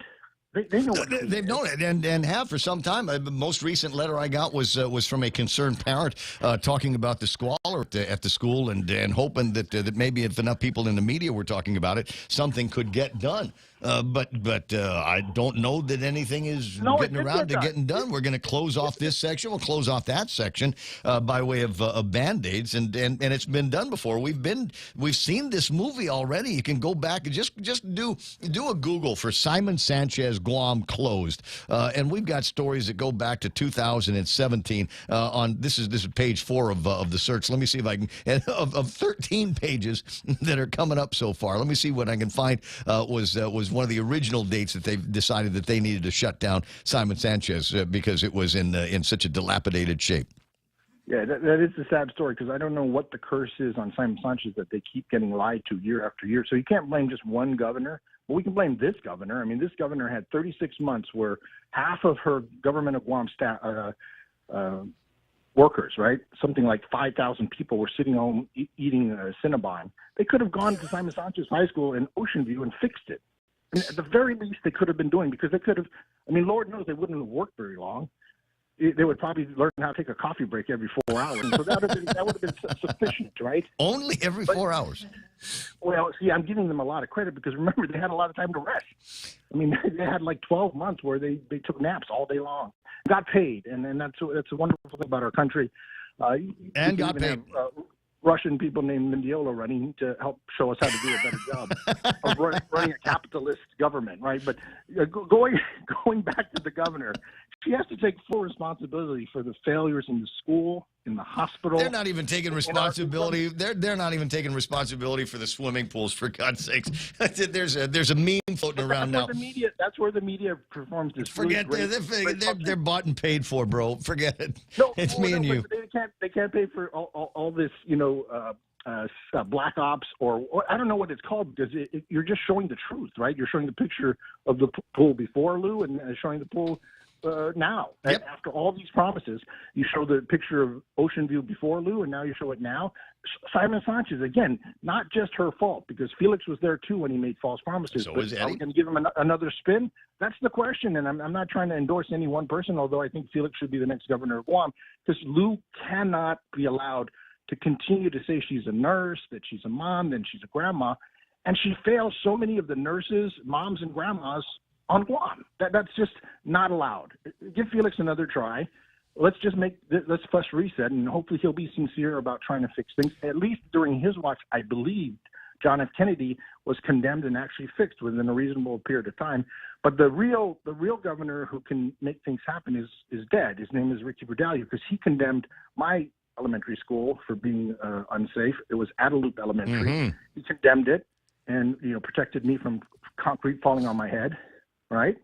And then he converted it into his governor's office. So that was actually a really mean-spirited Halloween trick from back in those days. Governor Ricky Berdalia. So the governors of Guam have a very ignominious history of letting us down. But maybe as we move forward, we can at least pay them back because it's called trick or treat. So the trick the people of Guam has is their vote. Please vote Governor Liu out of office.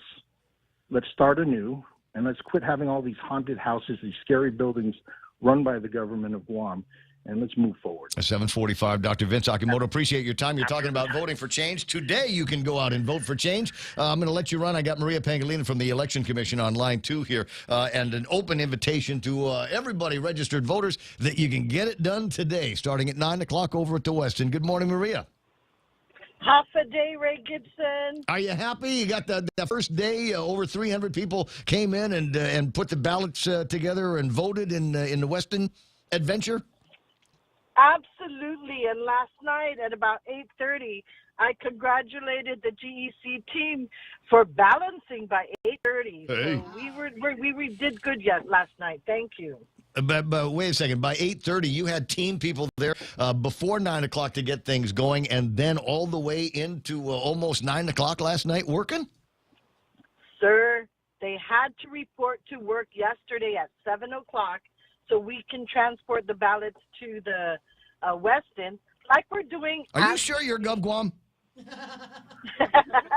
Yes, we all are, sir. Okay.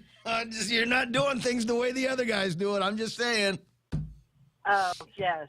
So, yes. So today I told them we report at 7:30 and we transport the ballots and we open. Do you know, Ray Gibson, yesterday up on the mezzanine level, before 9 o'clock, there were 10 people waiting to come in to vote. It was really nice. I'm delighted. I know that there's some people that have got some pretty strong feelings against early voting. I am not one of them. I think it's a real benefit for people to be able to go in there and without having to make an appointment or bring a doctor's note or an airplane agenda or anything like that. Go in, take care of their vote, and they're done with the process. I personally think it's one of the reasons that we ought to be encouraged with getting more voters active and involved in what's happening. So keep it up. Thank you so much. And just to plug in, homebound voting, please call 477-9791. And last day to register to vote is October 24th. Excuse me. Sorry? So if you're ready to register to vote and vote, come down to the Westin or go to Okadu this Saturday, October 15th, or Guam Community College on October 22nd. That's another Saturday. At the district satellite offices, we're open at 10 o'clock and we close at 3 o'clock. Gotcha. Now, we got the opportunities this weekend, right, for people to go vote down south? No, this weekend is Okadu. Oh, Okadu. Okay. Okay, that's this weekend. Okay. October 15th. And then October 29th is when we go to Meleso. I'll try to keep all that in my head. In the meantime, you can continue to call back. Were there any glitches in the process yesterday? Did you guys run into something that had the technical guys scratching their heads? Technical, no. Well, maybe. We had a little problem with the elevator, but we had enough staff to guide our voters to and from the mezzanine level. I think that's about all. You know, I've been to the Westin obviously many times in my life. I got married there once. I've had a honeymoon at the Westin. I've been around for a long time, and I don't care how old I am. I still don't know what floor anything is on. They say, "Well, go to the. We're going to go to the buffet. All right, is that up or down? I don't know. Is the the meeting rooms, are those up or down? I have no idea. So I'm with you. It'd be nice to have some kind of a guide, kind of a Maria Pangilinan ranger to show me where everything is supposed to be. What's the easiest directions that you can give to somebody, whether you're coming in at the front door or coming in from the parking lot side? Okay, from the parking lot side, get on the golf cart. Today is a beautiful day. The golf cart will take you directly to the entrance of the mezzanine level. And Ray Gibson, we switched out the entrance and the exits from the primary election. I heard. Where our voters entered in the primary, that's where they exit now. And we did that, the Guam Election Commission did that, so we can have more space for the lines that we are expecting. All right. So it's starting at 9 o'clock this morning, and an hour and 10 minutes, you ought to be able to go in there and get that process started. And you get a sticker. Are they still giving a discount over at the grab and go thing at or can you get a discount on a room or something like that if you vote? Beer? You know, I have 4 staff in the car with me. Uh-huh. I thought they were still doing it. I'll call you back when we get there. Okay, all right. I'm thinking as an optimist that they are still doing it, but we'll call you back to confirm. All right, I'll be looking forward to that, Maria. You and the team. Listen to this, ladies. It's 10 minutes away from 8 o'clock in the morning. Maria and a car full of GEC folks, officials headed over to the Westin. This is you're doing it completely the opposite of the way the government of Guam runs, and I couldn't love you more. You know what I mean?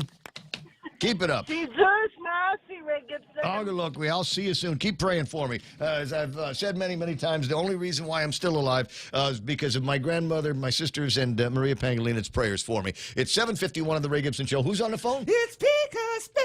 Oh, my God. What a great day. We go from maybe one of the best directors in the entire government of Guam to one of the best mayors in the entire government of Guam. You said so in last year's Pika get-together, and he is running yet again for Pika's best mayor. That's Jess Alec from the beautiful village of Pidi. Buenas and Day, Mayor. Biba. I think Maria's like, Maria, she's kind of, she wants to be a mayor. Oh, my God. Can we make her the governor? I mean, she must have some roots in Pidi, don't you think? She does. She must have. You're right. She's a great human being. What's up, Ray? Well, I'm just, I'm reading, there's a story in today's magistrate report about a young lady with an altogether too familiar last name. Retulap is her name, and she was pinched by the cops for walking up and down Marine Corps Drive drunk, bottle of beer in one hand, and a small child in the other hand. Christine Giovanna Retulap. As I said, a name that is far too familiar on magistrate reports. State the child was later identified, 5-year-old. Officer Santos reports further. The defendant saw him. She and the victim ran across Marine Corps Drive, narrowly missed being hit by a vehicle.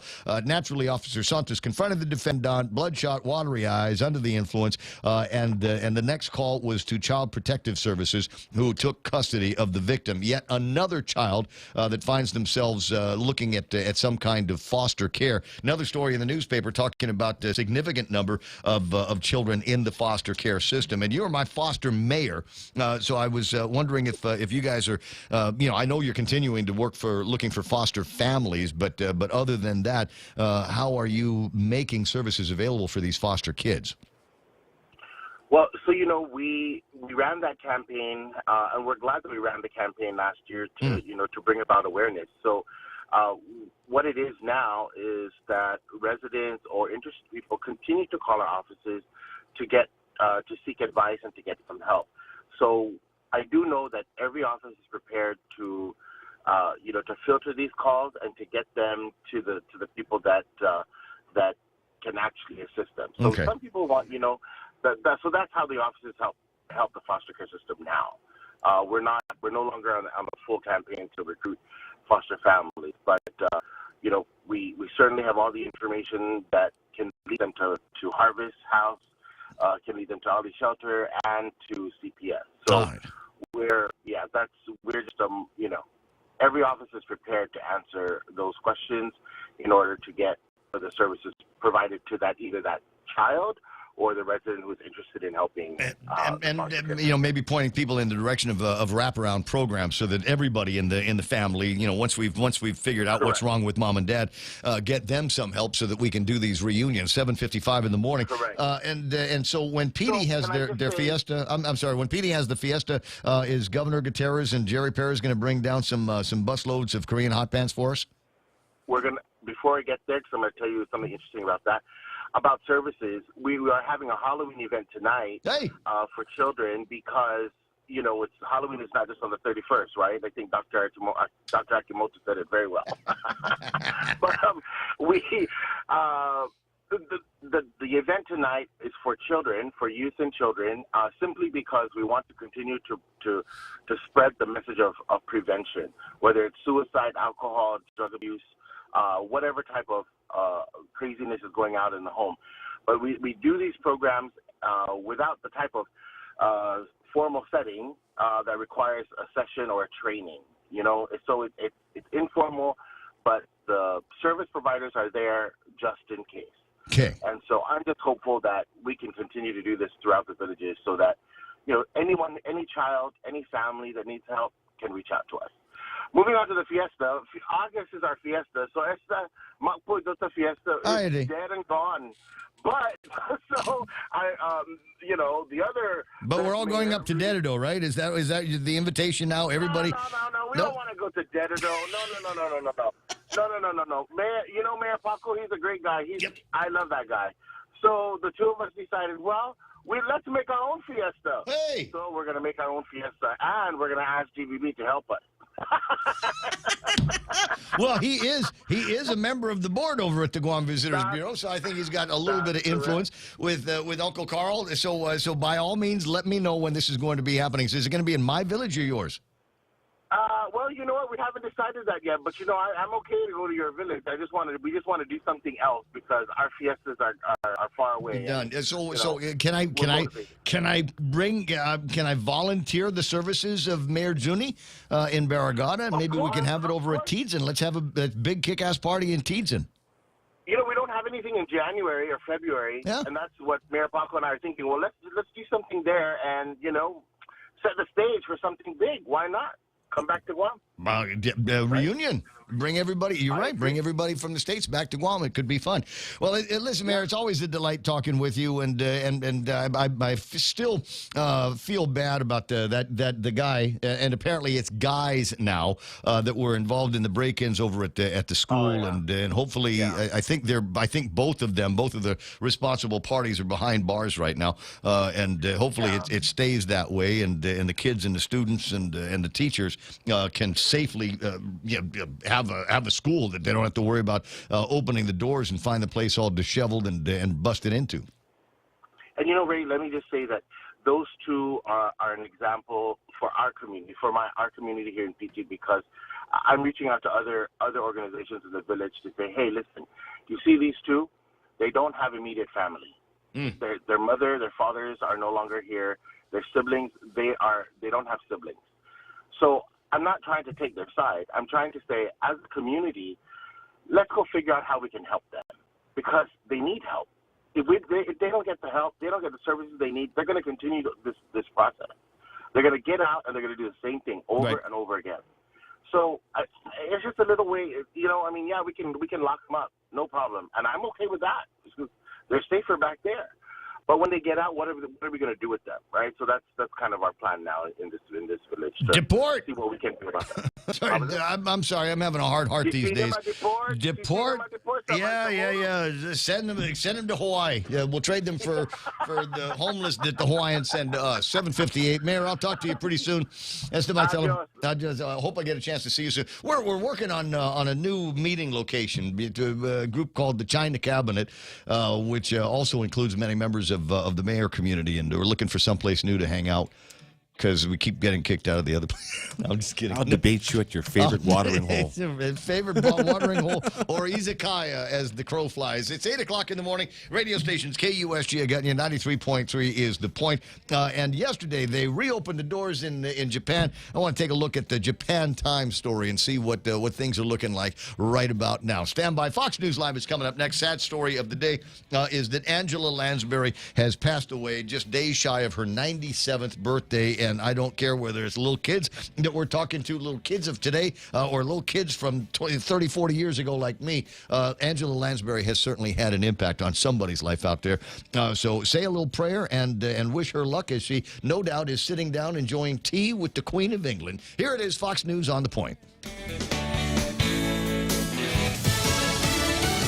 They're undeterred Turn. I'm Lisa Lacera, Fox News. An assurance from the G7 leaders, including President Biden, to the leader of Ukraine as Russia steps up its attacks. President Biden and other G7 leaders met virtually with Ukrainian President Volodymyr Zelensky amid new missile strikes launched by Russia. A statement from the G7 says the group will continue to provide financial, humanitarian, military, diplomatic, and legal support to Ukraine. Any just peace, the statement says, must respect UN Charter's protection of territorial integrity, safeguard Ukraine's ability to defend itself, and ensure Ukraine's recovery and reconstruction, including potentially with funds from Russia and accountability for Russian crimes committed during the war. At the White House, Jared Halpern, Fox News. Russia claims it launched the attacks in retaliation for a weekend explosion that damaged a bridge between Russia and the Crimean Peninsula, which Moscow annexed in 2014. Get a COVID booster by Halloween to have the best protection over the holidays. That advice from White House COVID coordinator Dr. Ashish Jha, who says they're monitoring new COVID variants closely. What happens in the weeks and months ahead will have a large impact on how the winter goes. And really what happens in this winter is largely up to us as the American people. The CDC says only about 11.5 million Americans have gotten the newest COVID booster. Jha also criticized Congress, which refused the White House's $22 billion request for virus response, saying that's kept the U.S. from building a stockpile of tests to use in the event of a new winter surge. The Justice Department has asked the Supreme Court to reject former President Trump's bid to again empower an independent arbiter to go through classified records taken from Trump's Florida home. On Wall Street, the Dow added 36, the Nasdaq lost 115. America is listening to Fox News.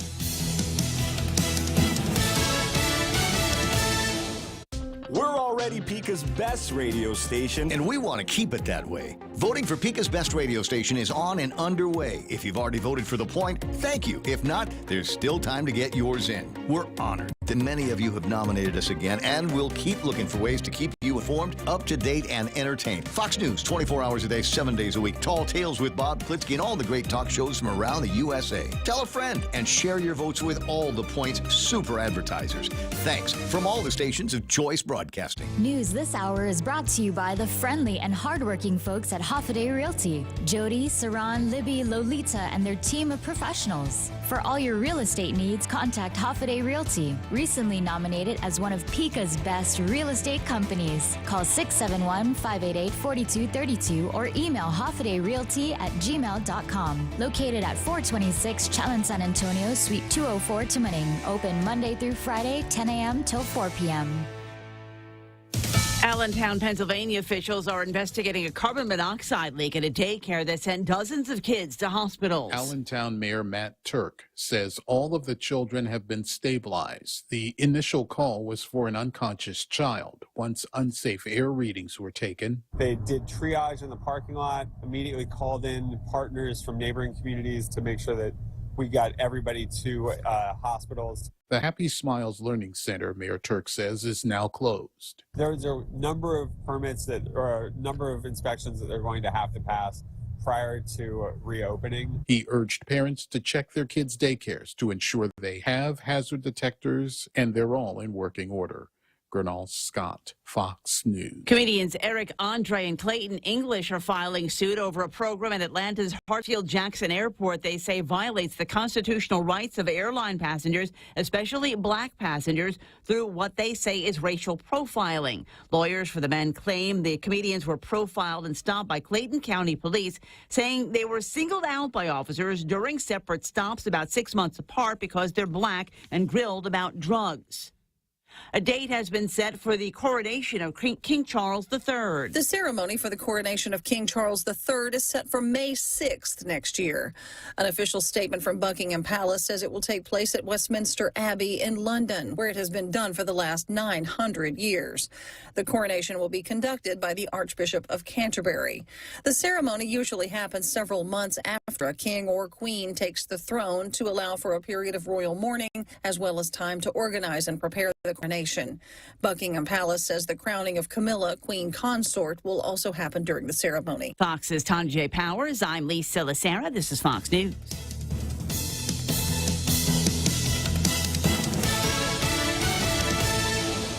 Hoffaday. I'm Bisho Mendiola, and I'm running for senator to promote lower cost of living, increase our food security, and ignite new economic sector development. I will put to work my fresh ideas, my experience as a small business owner to create legislation that removes the red tape on our economic growth. I want to pave the way to a prosperous, wealthy, and self-sustainable island community. I'm Bisho Mendiola, number 13 on the Republican ballot, and I approve this message. What drives you? The Leon Guerrero Tenorio administration is recruiting bus drivers. You don't need any experience to apply, just a driver's license, be at least 18 years old, have a high school diploma, pass a drug test, and have a clean traffic record. We will cover the cost of training, and the best part, it is a paid internship, so you can earn money while you learn and get certified.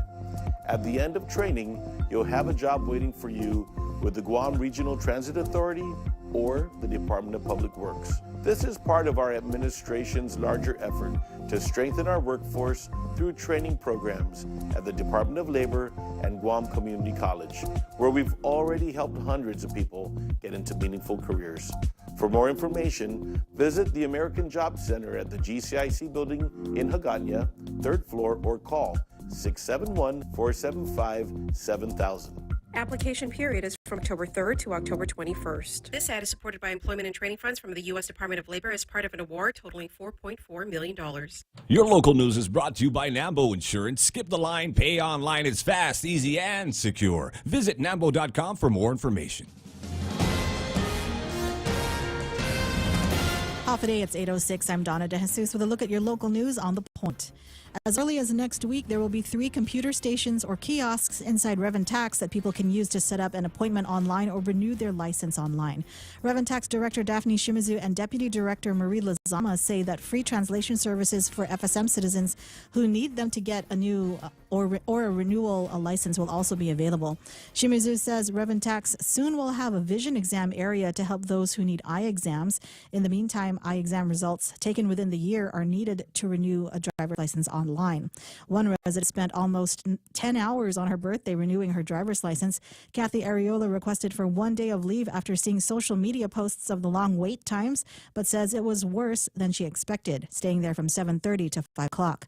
Shimizu says setting an appointment online nearly eliminates any wait time, especially if the person brings all the needed documents. As of yesterday morning, the earliest available appointment to renew a driver's license is December 15.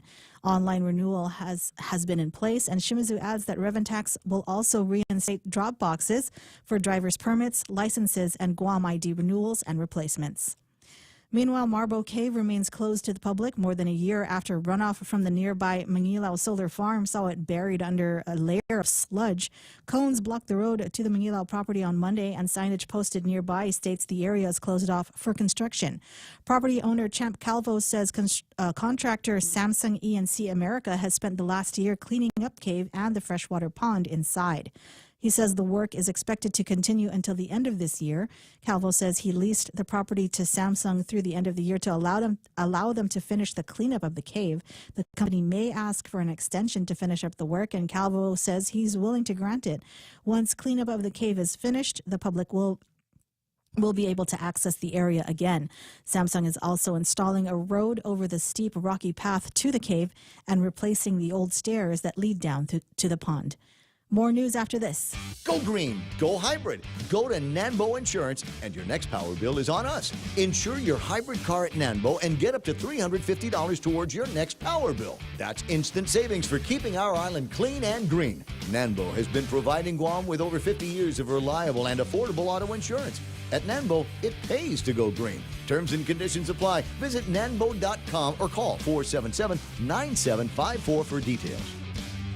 Guam is among the 8 states and 4 U.S. territories that is still under COVID-19 emergency orders, even after President Joe Biden's declaration that the pandemic is over.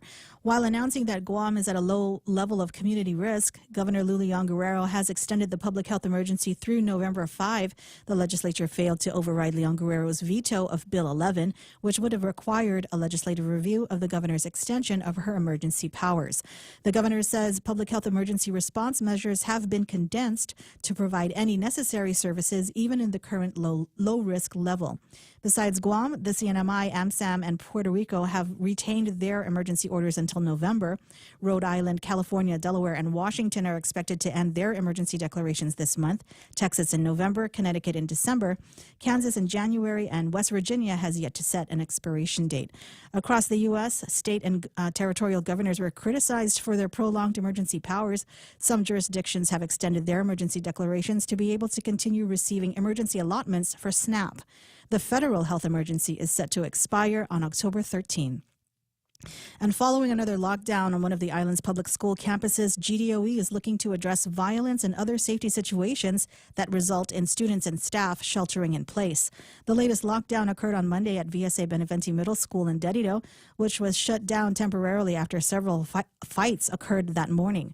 Other campuses recently have imposed similar security measures as well. Last week, Tizen High School in Barrigada was ordered to shelter in place around 8 in the morning because of an irate student. A student described as belligerent caused GW to undergo a modified lockdown on September 19. And about a month prior, both FB Middle School and Simon Sanchez High School in Jigo were secured, while officials responded to a man who threatened staff at the high school's main gate. GDOE interim PIO Michelle Franquez says the department is working on addressing the issues at the school level, but no specific details on the efforts were given. And those were your top stories. Now back to Ray with weather. Yeah, I'll get around to the weather here. I just wanted to, as I mentioned before the news, the Japan is now open to the public. No more of those pesky caps on arrivals, and you don't need to be a part of some kind of an organized tour. As far as they are concerned, we got dropped just about every single restriction that you might be having. Now, if you are somebody like me that is unvaccinated, true blood, pure blood, dirty boy. Imagine how much our blood's going to be worth here. When when after in the great by and by, when they get to start thinking about this, going, oh crap, man, made a huge mistake, and people need to get blood, and there's going to be a premium here for true bloods like us, huh? Us. Will I need to be vaccinated to enter? And according to Japan Times and their intrepid reporters, on arrival, COVID-19 test is no longer required once you get to Japan. However, to enter, you must still fulfill one of two of the following requirements. Number one, obtain a certificate confirming that you have received at least 3 shots of a vaccine recognized by the criminals over at the World Health Organization. The document should be issued by an official body, such as a government agency, and should have attached Japanese or English translation if originally written in another language. Or obtain a certificate confirming the negative status of a COVID-19 test taken within 72 hours prior to departure for Japan from your country of origin. So all I'd need to do is go down to one of the hotels that are doing the test, grab one of these things, and then I can get on an airplane and go to Japan. In both instances, they say travelers must fill out a pre-arrival COVID-19 questionnaire, which the government recommends you complete online in advance using the Fast Track service available in Japanese, English, Chinese, Vietnamese, and Indonesian, and an associated app called My SOS, which you can install in your smartphone via QR code or a link. End of requirements.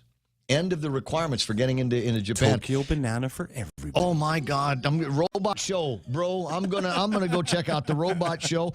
I'm going to eat at the what is it? The Shakey's in not Shibuya. Where's the one? Roppongi. They've got one. They've got one in Roppongi. What's the difference between that one and the one in Shibuya? I don't think there's any difference. Oh, okay. I thought there was something better over there. And if it's possible, Real Joe, look it up. Yeah. Tokyo Hooters. Yeah. What? We don't have one here. I don't think they've got one in pancakes. Yes, the fluffy pancakes. Absolutely. There's a recipe for that, but it's, whatever it is, it's better in Japan. Ask Tattoo Shauna. Maybe Tattoo Shauna knows. Hey, Tattoo Shauna. No, I need a new ball cap. My buddy Renee gave me a Hooters hat from the Philippines. I want to say he gave it to me like 5 or 6 years ago, and in 5 or 6 years, it has been my go-to hat since then. I mean, I got a bunch of other different ball caps, but that one is my favorite for working outside or hanging out over at the beach or hiking or whatever. And unfortunately, it's beginning to wear a little bit thin around the edges, so I might need a new Hooters hat. If you've got one, I'd be happy to get that. Chris Abalencia says go to Danny's in Japan. Wait. Are you talking about Denny's or Danny's? Is there a restaurant? Chris, more information, more details. While I'm saying hello to Chris, might as well get everybody else in there. Ismael Velez saying, don't panic, raise organic. Oh, that's a shirt, bro. Or another tattoo. Tattoo. Sean is online. Bandits there. Oliver Malakas. Buenas and half a day to Marvin Crisostomo saying good morning to everybody. There's Brad Wood. Ed Buendicho already said bandit. Donna D's online. And Donna D commiserating with Christine Oliver. I'm sorry, that's the Christine Oliver. We were talking about that movie Click with Adam Sandler, and there's apparently a very, very sad moment where he sees his father, played by Henry Winkler, for the very, very last time. Was he in fast forward mode at that time? Is that why it's so sad, because he missed it? Because he died, remember? The dad. He died. Yeah, in the show. Yeah. Right. So, but was he there? Was the Adam Sandler character there in real life? It was fast forward, and he only finally got to see him when he was like super old, because he wasted so much time. Right, being in fast forward mode, that auto rotate mode. Okay, Harvey Egna's online. The Christine Oliver is there. Tommy Bernardo, Nonito Blas, Rose Piccini, Buenas and Avade to Carmen Farron, Felino, Yvonne Merfalin, Bill Petit's there. My buddy T-Rod, that's Tony Rodriguez, is hanging out with us. And EOD Kaboom. You know what I was thinking about, Real Joe, yesterday? Blowing up? Those two hot Navy wives in the studio. You thought about blowing yourself up? No, I was thinking that maybe they were both married to EOD guys. Very possible, because man. they were hot, right? Yes. If you want to know what I'm talking about, just go to the YouTube. It's video on demand. It is a VOD. Let me see here. I'm trying to get a response here. Denny's in Japan is way better than anywhere else, says Donna. Dr. Sam B. Young, former senator, watching the program, just back from getting her early voting in. John Ray Titano, I got a new horror movie, Gov Guam gathers all organic humans, connects them to machines in order to harvest organic, non-MRA tainted blood. The way cattle is done for milk, the blood is used to treat the illnesses caused by the jabs. Maybe not too far off into the future. That's a good one, though. Okay, Carl Meyer, Tokyo Magumbo's Roppongi. Oh my God! You know what? Here's the thing, Carl, Chris, etc. Can we all go together? Can we make this? I'll call the guys at the airlines, dude. I'll charter an airplane. We got to charter a damn airplane, and then all of us get on and go to Japan. Yeah. Together. Like Dan Bilzerian. Right? Yeah. All like raid one hotel. We're not all staying in the same room. Yeah. No. Because I don't know what your bathroom habits are, but I know what mine are. And, it's we don't put the seat down. I'm alone. I just leave the door open. So, but we'll all have breakfast together, and we'll go to Denny's, and then afterwards we'll go to places named Macumbo. Is the 911 still open out in Roppongi? And we won't sleep at all. We'll sleep on the airplane on the way over. We'll get our deposit there, and then we'll sleep on the airplane on the way back, and just tell them to go around twice. Right? Just do this twice so I can catch up on my sleep. Doesn't that sound like fun? It's perfect. Tattoo Shauna, you speaking of Japanese? We'll all go to. You can be our translator. Because the only Japanese I know is the first parts of the Midnight Diner. 8:18 in the morning. Did I do the weather?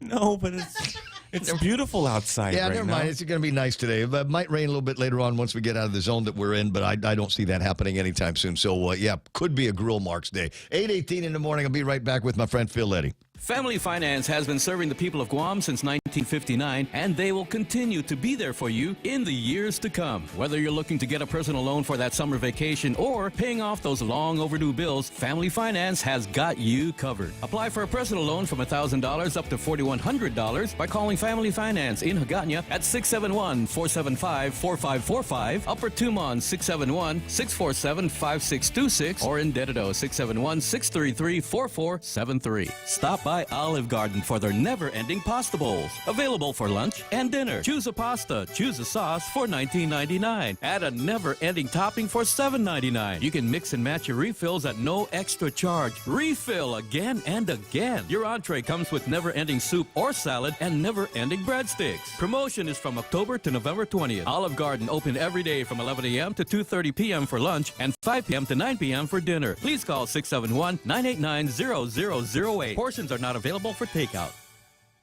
I'm sorry. The conversation is just raging about everybody going to Japan. And Tattoo Shauna says, the only Japanese I speak is with my art. We will get lost.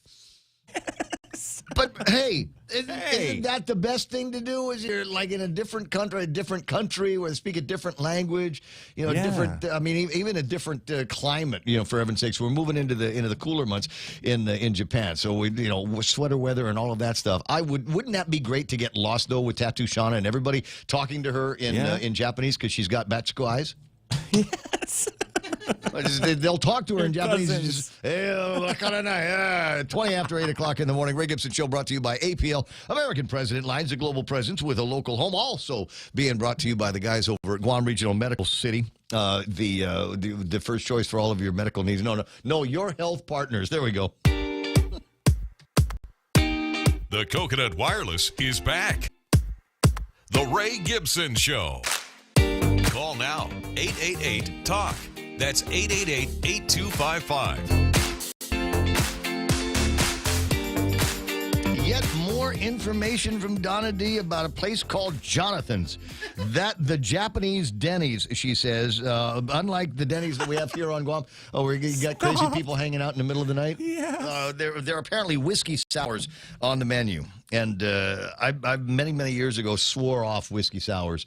Yeah, because I just get stupid. I mean, stupider than I already am. But just even imagine times 10. You know what I mean? 21 after 8 o'clock in the morning. Very close friend, a personal friend of mine from the Action Pack. That would be Phil Letty, and Phil's just got to be vibrating right about now. With 27 days between here and the general election. Good morning, buddy. Good morning. Actually, please consider this my RSVP for this Pure Blood Japan trip. All right. Doesn't that sound crazy fun? I'm ready. We'll get buses or something like that, or take us all. Figure somebody's got to figure out how to drive the trains and ride the subways and things like that, so that we can all of us together. One guy lines up, gets the tickets, and then hands them out to everybody, and then whoosh, we're off to the what is it? The tree, the new tower that they've got out there. Yeah, the tree thing, and like I said, that robot show, and we all got to stay together because that part of Tokyo, it's run by like Iranians and Ethiopian mafia guys. Goodness. Which means we'd fit right in. I'm just saying. But, so thanks for the RSVP. I'll talk to my travel agent and see what we can put together. But not this weekend because you're busy, right? That's right. From one party to another. So 10 days ago, we were considering what can we do to further the voter participation, and one of the demographics that really caught my attention when I was looking over the previous elections was the demographic that I kind of fit in.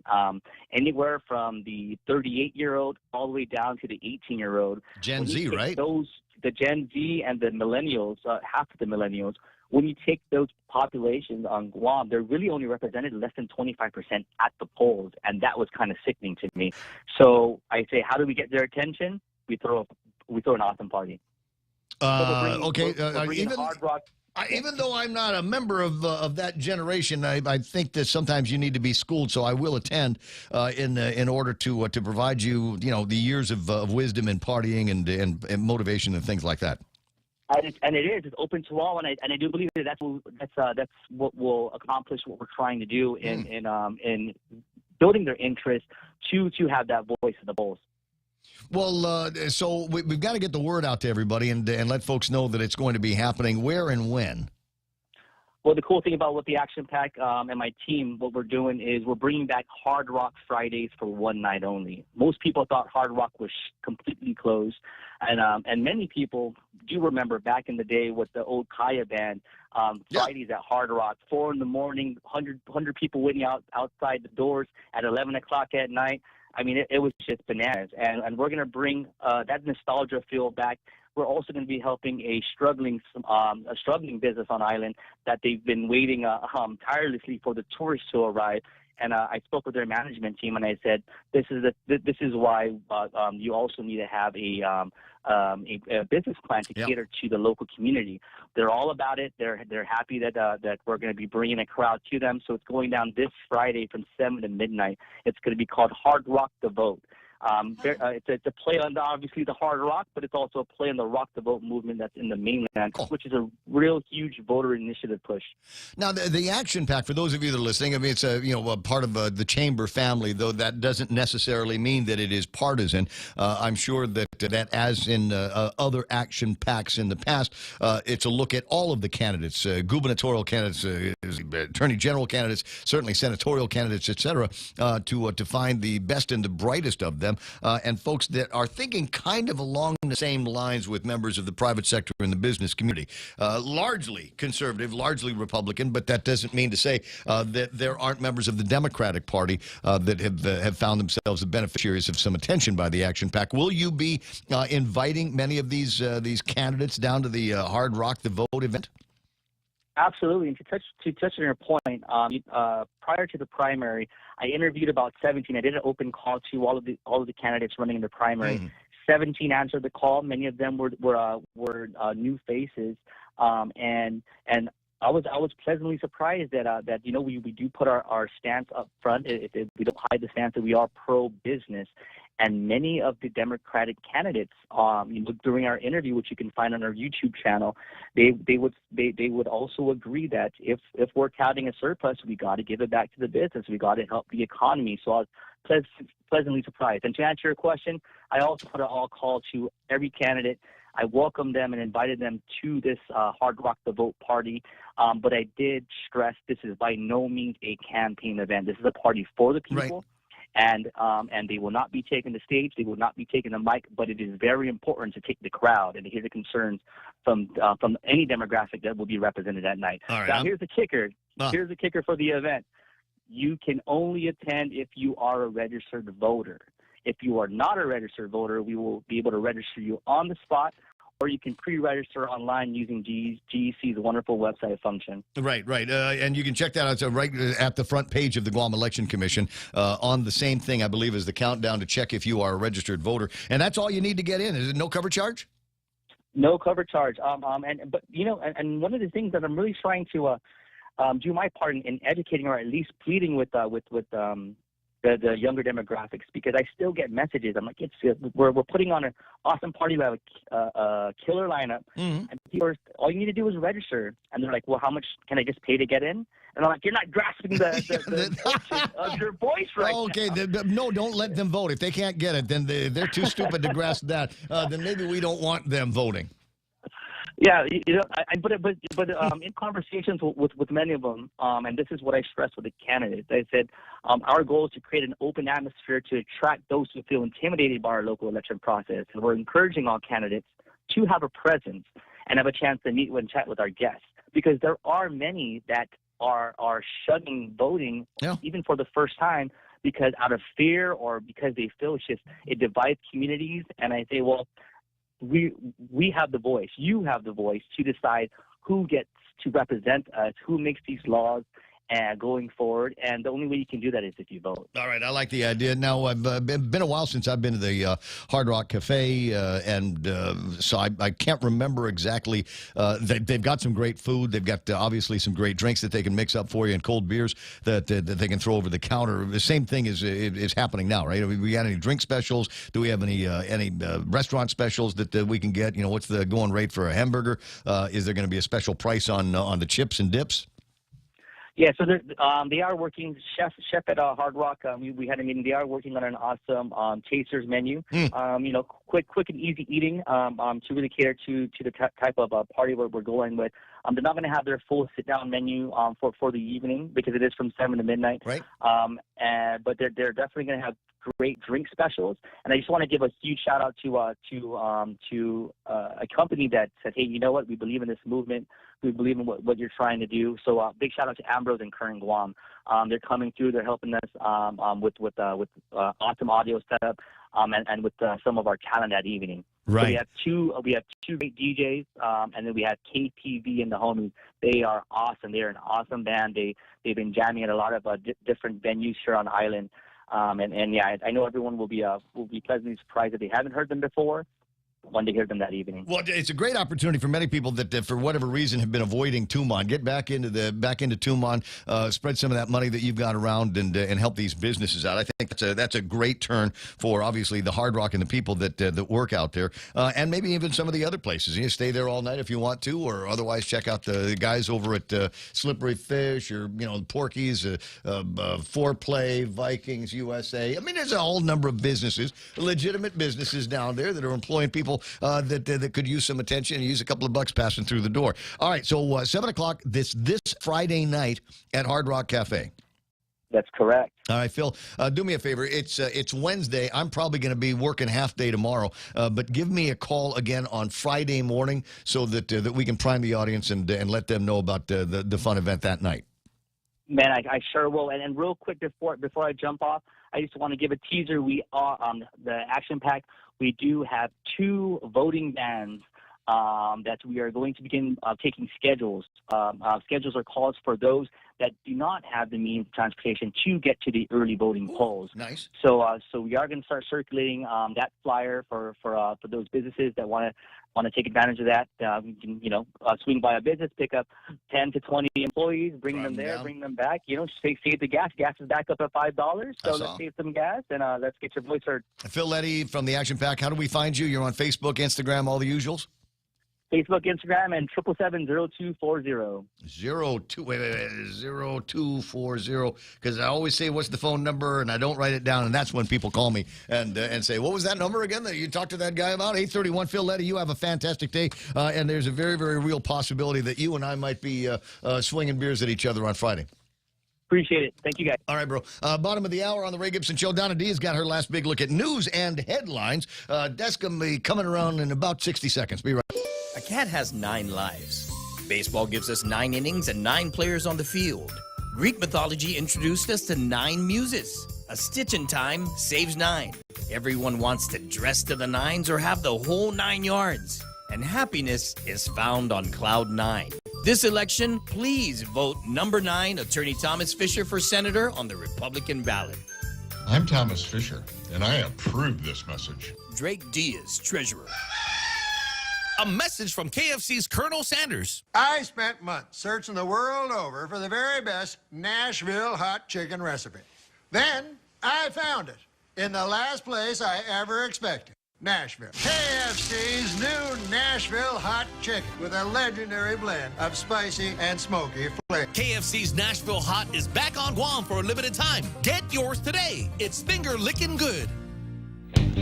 832. Tom Fisher already had my vote. And now I want to vote. I want to vote 9 more times. Me too. That was clever. I'm like, where's he going with this? Totally awesome. M. Night Shyamalan to me here at that. 8:32 in the morning. Donna D's got that last big look at news and headlines. What do we do? What do we end up with? Christine Giovanna Rachulap is facing a child abuse charge after being seen walking in Hagåtña with a bottle of beer in one hand and a small child holding her other hand. Court documents state she's either 26 or 27 years old. When Rachulap saw the police, she ran across the street with the 6-year-old child and was nearly struck by a vehicle. Police note that she appeared drunk during the incident. And Child Protective Services has reported that there are 130 more children in foster care now than this time last year. As of yesterday, there were 604 children in foster care, up from the 474 reported at the start of October of last year. It's due to a combination of new referrals being made to CPS and a backlog of 800 cases announced in September of last year. More foster parents are needed to keep up with the increasing number of children entering the foster care system. To make a referral to CPS, call 475-2653. And Guahan Paws for Pets is actively seeking donations for pets in need, even after hosting 3 events in the last 2 months to raise awareness about the population of strays on Guam. The nonprofit organization relies on community donations that go towards medical expenses, food, supplies, and travel costs for rescue and foster animals. The group is looking for dog and cat food, cat litter, toys, and treats. To donate, visit the Guahan Paws for Pets social media pages or its website at guahanpawsforpets.com. That's Guahan, P-A-W-S, the number 4 pets.com. And that was your last look at local headlines on The Point. Back to Ray. I'll give you another phone number to remember, 687-9875, 687-9875. That's Brandon Sana's phone number. And the reason why you want that is because maybe you want to participate in the Marianas Cornhole Club, I think first ever super duper tournament. There's a singles tournament and a doubles tournament. Singles is $30 a person. We've got doubles tournament, which is $150 for a team. Bring your own person, or $50, and then you've got a blind draw in the competition. Don't know exactly how all of this works, but it's going to be taking place on Sunday, the 30th, at the UOG Fieldhouse. They're going to have raffles for all the spectators, everybody, concessions on site, etc. The Fire Organization for Activities and Morale are putting this together. The Marianas Cornhole Club singles and doubles tournament on October the 30th. We're trying to make a big deal about cornhole because I would What's like cornhole? it. You don't know it's cornhole? No. I had on it. I had a. What's that? We're going to have to school you in some cornhole then. I don't know. Does it have anything to do with corn? Not really. There's a bag. Maybe. There's a bag full of corn. It's supposed to be full of corn seed, right? Yeah, corn nuts. Corn seeds, corn nuts, whatever. And so you stand over here, and then you throw it at a board with a hole in it. Okay. And then you've got a board with a hole in it, and the opposite team gets to throw their thing to try to knock the bag. We want the bag to go in the hole. The bean bag. It takes extreme skill. There's no words that can really describe it, but I will say that if you underestimate this and think this is some kind of a hillbilly hick sport, you are absolutely in the wrong. I've seen teams that have come out to compete in cornhole tournaments. They will come out dressed to the nines. They have uniform shirts, uniform pants. It wouldn't surprise me if they all had like a pair of uniform perfectly made for cornhole shoes that you can wear. I mean, sure a lot of guys are just wearing like Zoris or whatever. This is why my right arm's bigger than my left. Exactly, because of cornhole. It's 8:36 in the Ray Gibson Show. That was Donna D, and she's Googling it right now, as you might be, to find out what. I'm still confused looking at the picture of these cornhole boards. Right. Like, I have never seen this. That are manufactured. They manufacture those here. There's guys that are so good at it. Yeah. They're manufacturing the boards here. So, again, go and find Brandon, and he'll hook you up with all of the information that you need. They're closing in on the last hour and a half or so of the Ray Gibson Show. I'll be right back after these important messages. Half a day. I'm Bishop Mendiola, and I'm running for senator to promote lower cost of living, increase our food security, and ignite new economic sector development. I will put to work my fresh ideas, my experience as a small business owner to create legislation that removes the red tape on our economic growth. I want to pave the way to a prosperous, wealthy, and self-sustainable island community. I'm Bishop Mendiola, number 13 on the Republican ballot, and I approve this message. It's not an accident to live a healthy, long life. It's a choice. The food you eat, the water you drink, the air you breathe. A deep, restful sleep along with exercise will put you on a good path to live a healthier, longer life. At NutraWay Systems, we choose to help people find the right solutions to live a longer, healthier life. Make the right choice. NutraWay Systems. Come by our office today. We are located on the second floor of the Daily Plaza in Dededo, or give us a call at 671-864-7867. 8:37. What you were doing a thing with your some producer stuff, man. Oh, your producer stuffing me. Okay, all right. You were trying to get the countdown in. I'm sorry. So between you and Donna, thank you very much for keeping track of the program. Donna reminded me that I have not done yet celebrity birthdays, and I said, okay, well, I better get around to doing that. And she says, is there anybody good on it? And I said, Hugh Jackman. Oh yeah. Who is known for sexiest man. That's correct. I think that he might be one. Wolverine. He was Wolverine. Yeah, but he was the drover in that Australian movie with the pretty Australian girl. Where they stole Tom her dingo. Cruise's wife. The dingo stole her baby. The dingo stole the baby in that. You know, if you say that, in fact, we've got somebody listening in Adelaide right now. I'm looking at the dashboard. We've got at least one guy or girl listening in Adelaide, and that's a real story. about the dingo stealing a baby. Yes. And there are people who will become emotionally triggered if you bring it up in a joking manner. I'm just saying. But anyway, so yeah, Hugh Jackman, 54 years old. Adam Rich and Hugh Jackman are the same age. There's some of you going, wait. You mean the kid from 8 is enough? Yes, the kid from 8 is enough. I love that haircut.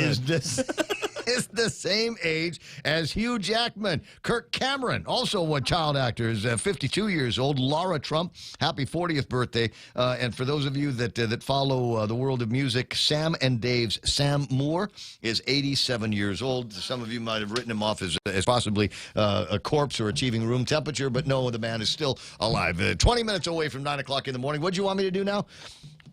Yeah. No, but am I supposed to do a live commercial? You are, Wendy's. Oh, Wendy's. Yeah. Oh, they've got a made-to-crave menu over at Wendy's, and the big news here is that the pretzel pub sandwich is back. You are going to love this. It's this massive thing. It's a quarter pound of juicy beef, applewood smoked bacon, and a soft-toasted pretzel bun. And they said, this is good, and needs more flavor, and they put in crispy fried onions, little shoestring onions that they sprinkle on the top of that. Whole load of those, smoky honey mustard and pickles, and a warm beer cheese sauce. And when you get that with the fries, you can get the beer cheese sauce that works on that as well. Reminisce no more. It's back to Pretzel Bacon Pub at Wendy's.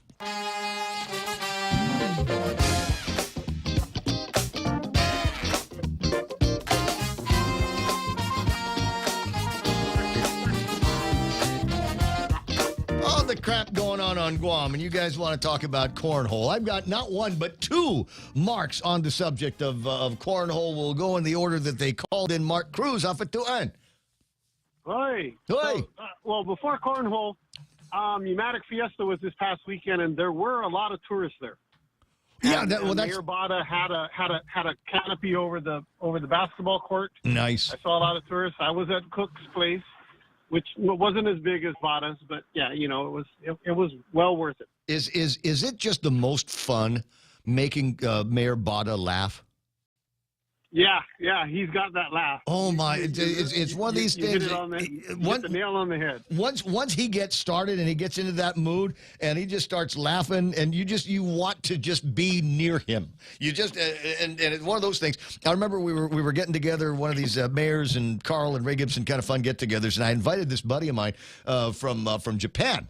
And American fellow, works at Stars and Stripes, and then Bada got into that mood, and all of a sudden I'm sitting there going, oh my god, Bada Fend, and Bada's going crazy with that laugh, and my buddy just absolutely loved it. He wants to move to Guam, and he wants to move into Bada's village just to be around that guy the entire time. But I'm glad. I know that's something that Carl's been working on with the guys over at GVB to revive that program of taking tourists out of Tumon and showing them really the hospitality of the people of Guam. And if you were over at Bada's place, then you know exactly what I'm talking about. Yep. Now, over cornhole. Mm-hmm. I was watching it on TV, and they actually have this pro-am thing where the pro guys get with celebrities. And the Asian guy on SWAT was on there, and he was really good. He was actually as good or better than the pro that he was playing with. Well, I think maybe that's the fun of cornhole, is that you don't have to be elite to be incredible at it. It's like this pickleball revolution that's going on. I know a ton of guys that organized sports in the past, runners, marathoners, and super golfers, super baseball players, and tennis players, and they get into pickleball and go, oh my God, where's this been all my life? It's a game that's like super easy to play, super easy to master, and I think that's the fun of cornhole as well.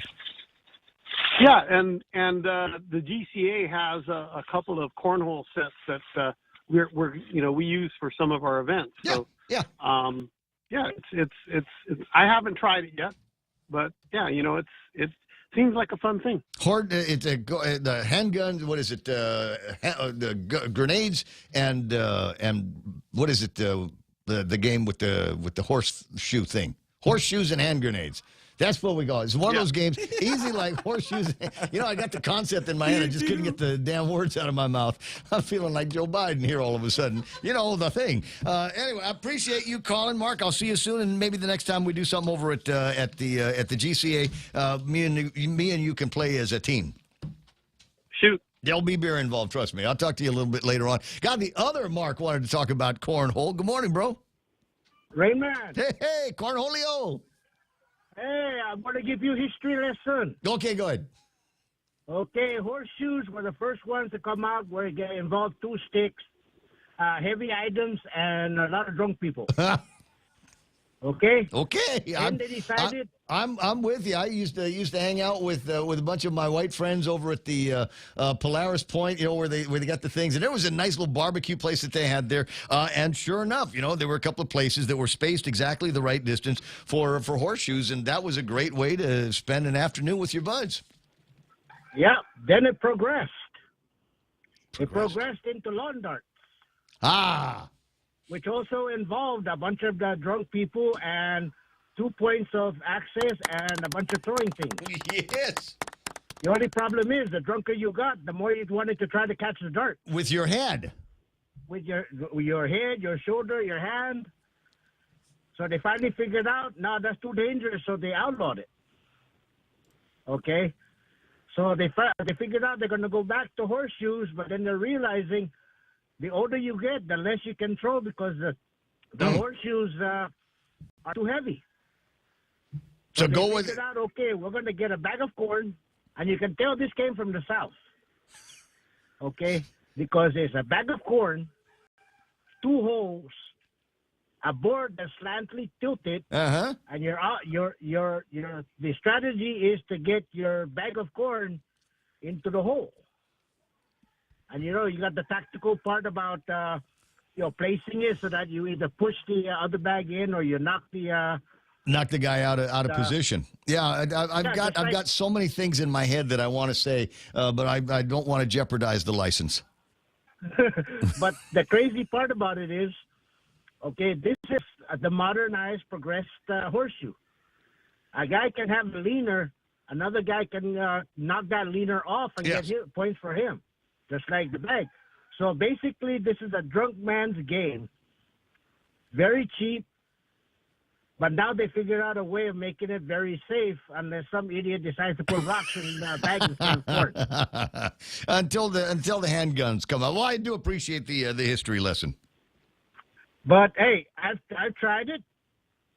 My only problem there is, after 2 rounds, you got to give up because the elbow is the one that hurts, and a lot of the finesse there is a snap of the wrist. I imagine. Okay. Well, I mean, there's a little bit of wrist involved with just about everything. I don't know. I've never actually played it. I've seen it get played, and it's one of those things where I can see this turning into like a culture for people, and I think that's a good thing. Anything that brings people together over a couple of beers at the beach or at the UOG Fieldhouse, I think that ends up being a good thing. Yeah, but see, that's a good way to go broke. Oh, because the drunker the person the group gets, the more interesting the game gets. Side, short, side. It goes from putting the bag in the hole to who can double stack the bag. Oh my God, way too complicated for me. Mark, I'm going to let you go. I know. I'm going to let you go. I'll talk to you later, Hey, and take care, buddy. we'll see if we can get together over one of those 3 different games that you mentioned. Although you cannot, I believe, buy lawn darts in the United States of America anymore. No, not even at Walmart. It was before moms and dads started freaking out over fentanyl, and before they started freaking about razor blades in apples. You could buy lawn darts, and the idea was you got a target on the yard, you throw the lawn dart up, and it comes back down. But you got to be pretty good. Otherwise, what can happen is the lawn dart can come down and land on somebody's head or their body parts, and then there's all kinds of I can't believe this happened. I got to do a couple of shouts here. I love it when my beautiful friends check in. We've got Donna Hope Bloss online, Trina J. Apatang, as in Thanksgiving. Oh my God, it's almost time. That's like one of my favorite people just to look at, and Net Ada Vasquez watching from a distance on the program. Great to see you guys online here. 8:48 in the morning. Where did you want me to go to? Are we still talking cornholio on the phone?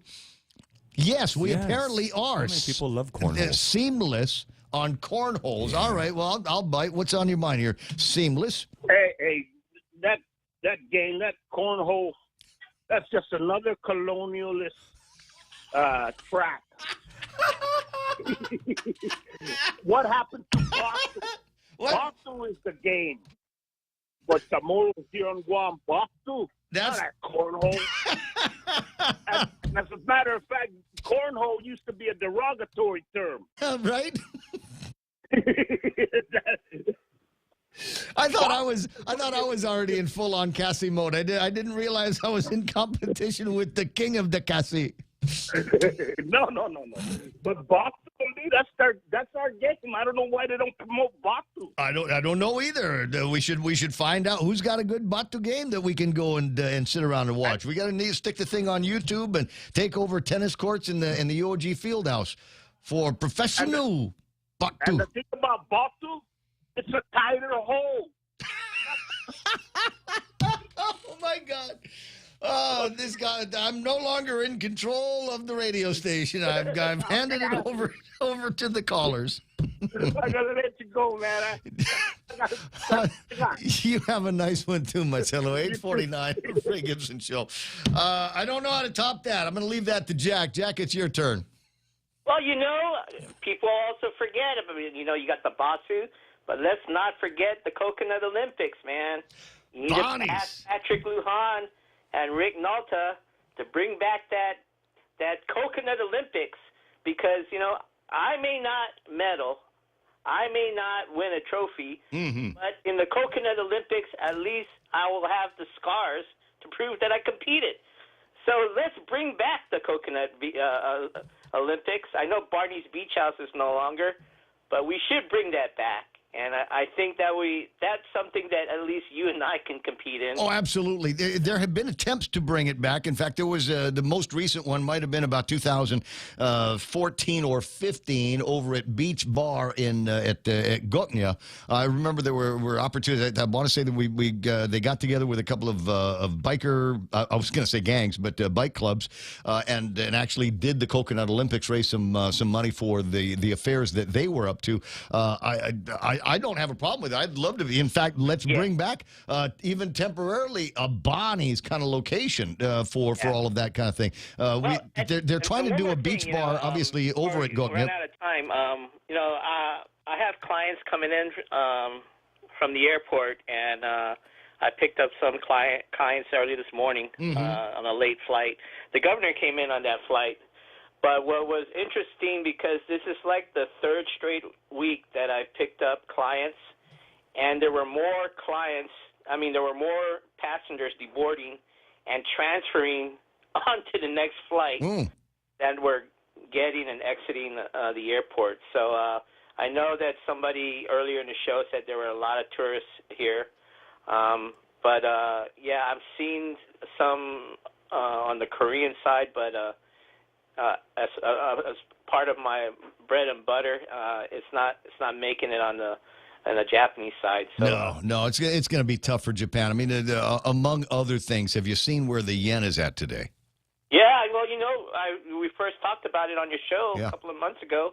That you were, said, hey, the price of the yen is going up. We can go there, and I mentioned it to you. I said, well, that's not the problem. The problem is we need to get people over here. The inflation is through the roof there. The client that I picked up came from Germany, and it's ridiculous. It's 10% now, inflation in Germany. Wow. And so... good job, Biden. Managed to mess up even the German markets. Yeah. So, just be careful out there. Watch your spending. And another thing is about this early election. This early voting. It pretty much puts the kibosh on debates of these early voting, because as people early vote, the debates become more meaningless as it approaches the actual voting date. I don't know. They only had, 5,000 or so voters, early voters in the primary? We didn't even hit, I don't know, did we hit the halfway mark? Oh, no, absolutely not. No, maybe it was even a smaller fraction of the number of registered voters that voted early in the primary. I mean, it might be a factor, but I don't know that that's a huge factor. I think the biggest debilitating factor in debates right now is the leadership of the all-in team that drew a line in what it's probably going to be an unrecoverable line in the sand. But what the facts are is that because of early voting, the debates later on become more meaningless.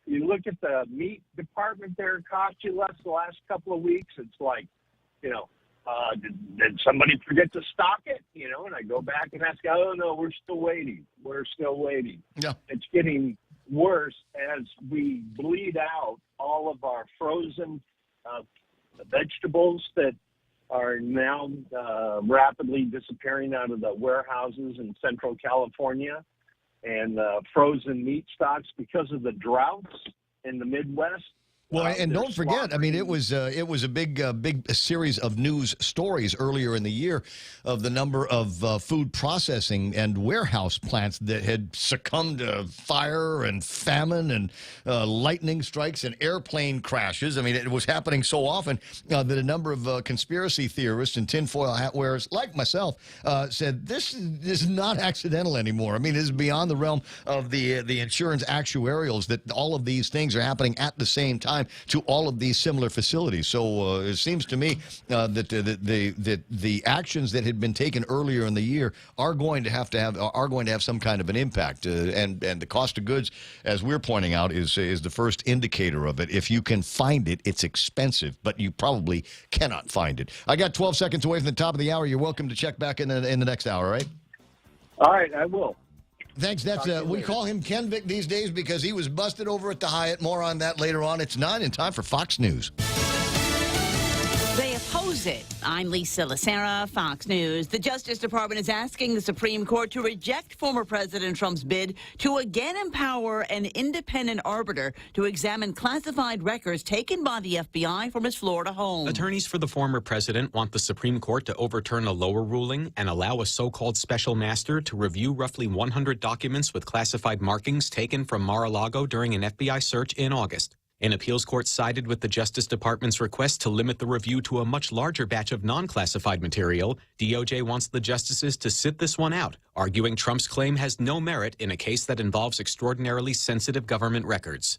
Trump insists the documents were no longer classified, telling Fox News presidents can declassify information simply by thinking about it. Steve Rappaport, Fox News. The leaders of the Group of 7 industrialized nations, including President Biden, condemned the latest bombardment of targets in Ukraine by Russian forces, saying they will stand firmly with Ukraine for as long as it takes, defying warnings from Moscow that Western assistance would prolong the war and the pain of the people of Ukraine.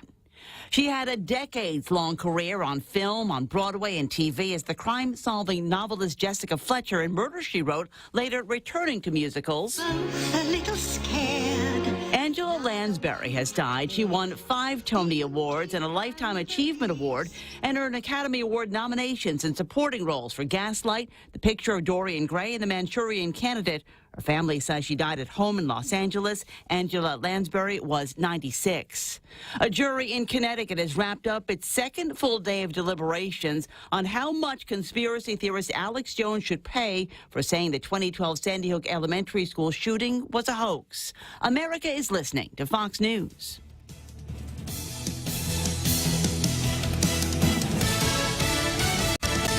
Choice Broadcasting introduces their unbeatable lineup of morning show. Hands down winners of Guam's morning radio battle. Daryl Lizama grooves his way through Boss 104 playing Guam's favorite classic hits. Morning Mouth Ray Gibson shakes the cage on 93.3 The Point. And now, we are proud to announce the Morning Blender with Kyle Mandapat, mixing it up at sunrise on Star 101. If you're an advertiser trying to reach the most valuable ears, we've got the shows that listeners have been tuning into for decades. One call gets all 3. 671-888-7346. That's 888-REIO. Gas is expensive, so let the bank come to you. Through our remote deposit capture, you can deposit your checks into your account from your phone. And with our Dynamite Bank Pacific Visa debit card, you can use your money anytime, anywhere. It's the perfect combo. Now we're banking on the future. Services to choose. Bank Pacific, where others put branches, we place roots. Equal housing lender. Member FDIC. Crank it up. A former Democrat congresswoman leaves the party. She sought the Democratic nomination for president in 2020. Now she's leaving the left in the dust. I'm calling on my fellow common sense, independent-minded Democrats to join me in leaving the Democratic Party. That from her Twitter page at Tulsi Gabbard. The former Democratic Congresswoman from Hawaii has been slamming the Democrats and President Biden, accusing them of escalating tensions with Moscow, and says she's no longer on board with a party she claims is under the influence of a small group. Fox's CJ Papa. Lawyers for former Michigan Governor Rick Snyder have asked a judge to dismiss misdemeanor charges related to the Flint water crisis, a week after a different judge took that step with 7 other former city officials. Snyder wasn't covered by the other judge's decision because she was overseeing felony charges against the others. His legal team argues the same logic must be applied. In 2014, Flint managers appointed by Snyder took the city out of a regional water system and began using the Flint River to save money while a new pipeline to Lake Huron was being built. But the river water wasn't treated to reduce its corrosive qualities. Lead broke off from old pipes and contaminated the system for more than a year, making people sick. The airline industry is betting people in major cities will take electric air taxis to the airport. Delta Airlines will invest in Joby, an Uber-backed air taxi company. Electric taxis haven't been cleared yet to fly passengers, but Delta is betting they will eventually be transporting passengers to and from airports. The plan is to eventually offer service in New York and Los Angeles. Delta is spending $60 million for a 2% stake in Joby, but its investment could go up to $200 million. United Airlines and American are also hoping to use electric planes. Fox's Jenny Casola. I'm Lisa Lacera. This is Fox News. Stop by Olive Garden for their never-ending pasta bowls. Available for lunch and dinner. Choose a pasta, choose a sauce for $19.99. Add a never-ending topping for $7.99. You can mix and match your refills at no extra charge. Refill again and again. Your entree comes with never-ending soup or salad and never-ending breadsticks. Promotion is from October to November 20th. Olive Garden open every day from 11 a.m. to 2:30 p.m. for lunch and 5 p.m. to 9 p.m. for dinner. Please call 671-989-0008. Portions are not available for takeout. A cat has 9 lives. Baseball gives us 9 innings and 9 players on the field. Greek mythology introduced us to 9 muses. A stitch in time saves 9. Everyone wants to dress to the nines or have the whole 9 yards. And happiness is found on cloud 9. This election, please vote number 9, Attorney Thomas Fisher for Senator on the Republican ballot. I'm Thomas Fisher, and I approve this message. Drake Diaz, Treasurer. Choosing health insurance for my family is difficult. I need to know our health insurance will protect us now and in the future. Take Care members have access to the island's largest offering of free fitness classes and health education programs, and a high-quality credentialed network of on- and off-island healthcare providers, including the convenient one-stop FHP Health Center and urgent care. My family choose Take Care. Your family should also consider choosing Take Care. Call 671-647-3526 for more information. Take Care, our island, your health plan. Hello, 6 after 9. Ray Gibson Show brought to you by APL. American President lines a global presence with a local home, also being brought to you by the team over at Subway. You know, there's a Subway near you right now. They designed it that way, taking a look at the all of the island and saying, okay, let's put a bunch over here, a bunch over here, and a bunch, that way it's easy to get to for lunch. And what's for lunch? The new Baja Chicken and Bacon, loaded with hand-pulled rotisserie-style chickens, hickory smoked bacon, pepper jack cheese, and they drizzle that with their incredible Baja Chipotle sauce. Subway, you gotta refresh to be fresh. News to fill your mind. Talk to get it out. The Ray Gibson Show. Call now, 888-8255.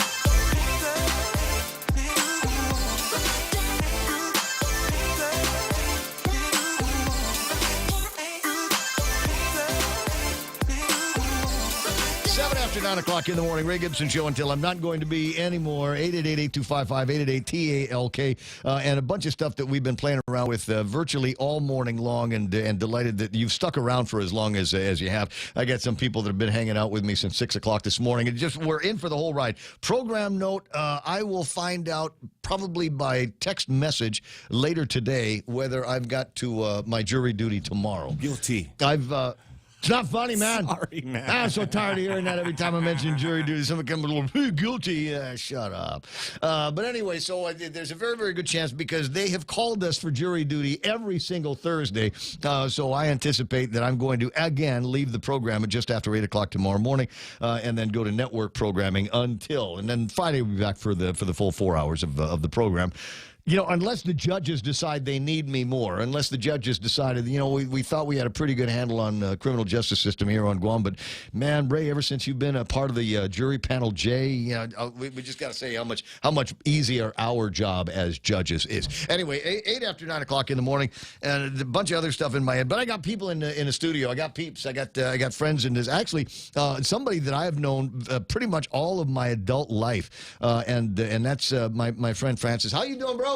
Very good. How you been? Hey, man, I haven't seen you in a long time. Where are you singing now? Are you? Just doing my unit church. That's it? Yeah. So you see my brother every weekend.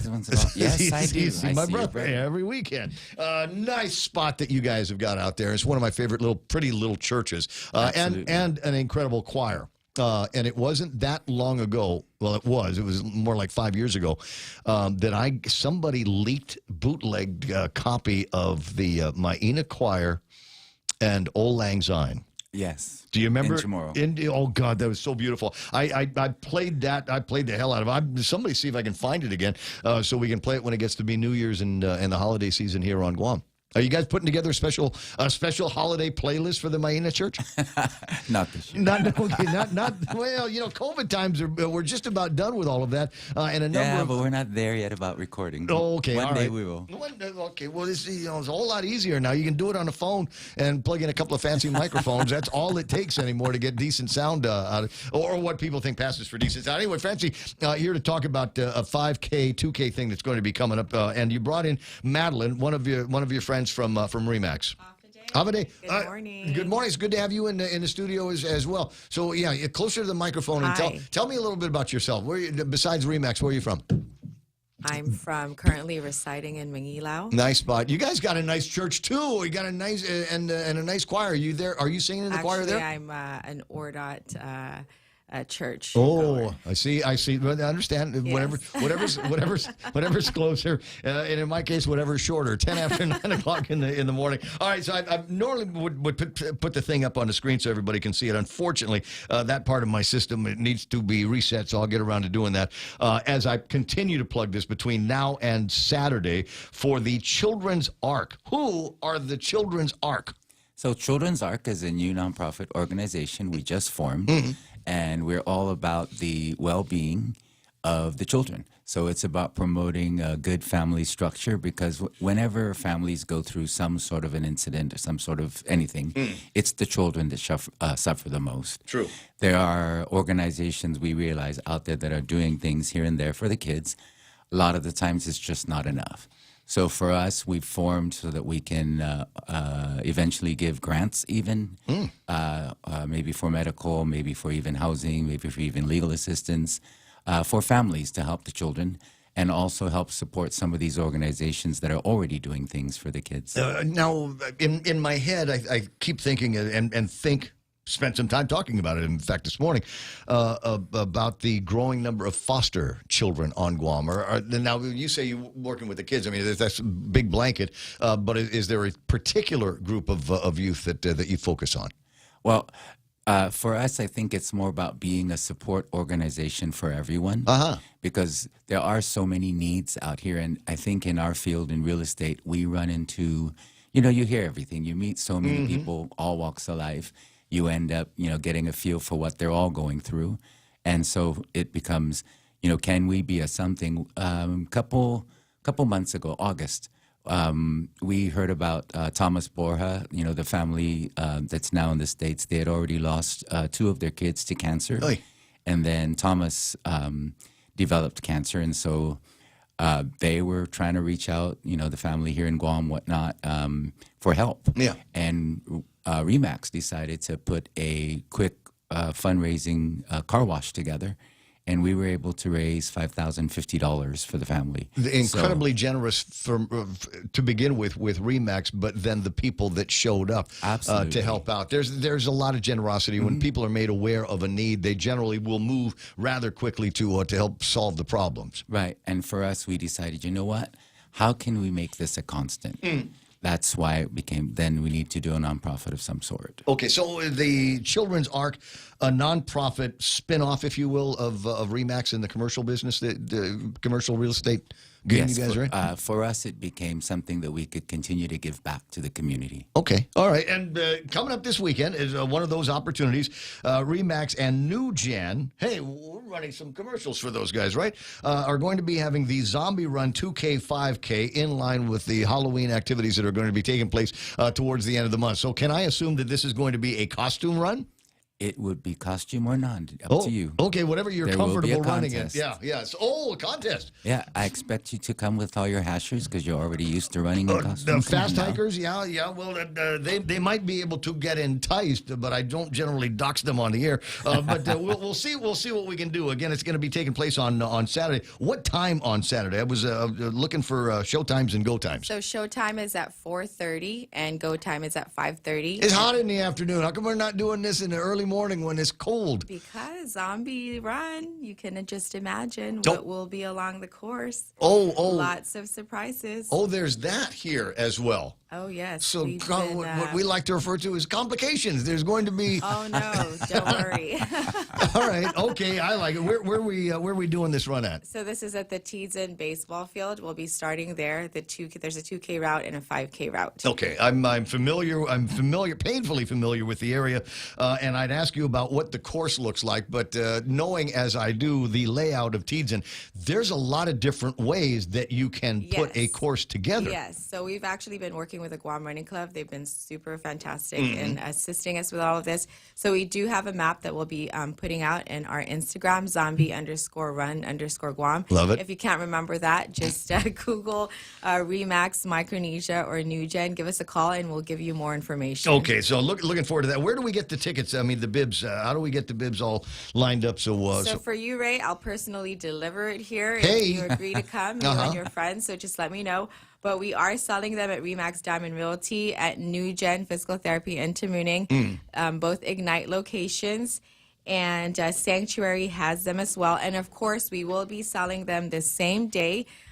We don't have an additional fee for same-day registration. Oh my God! Yes. That's worthwhile right then and there, because there's a lot of people that won't make up their mind until the last minute. Yes. And unfortunately, then a lot of times they throw an additional charge because it's same-day signups. So we just decided to not complicate things. It's $15 each person, and buy 5 get 1 free. Cool. So if you and your buddies would like to come together, it's also a great office team bonding. And of course, if you have a family of 5 or more, you get 1 for free. Or if you just want more chances to win. Yes, we have buy lots 5 and you lots have of 5 great bibs, prizes. and then you got 5 chances to win airplane ride, big screen TVs, motorcycles. What are we giving away? Not quite. So here in our Next year. nonprofit, Next year. yes, Next year. You know, we really want to focus on contributing to our cause. So you know, we have been very wise in trying to control our expenses and our sponsorships. So, but we do have lots of great prizes, such as massages. We have gift cards anywhere from National Office Supply, Ignite. We have Loti Hotel gift certificates.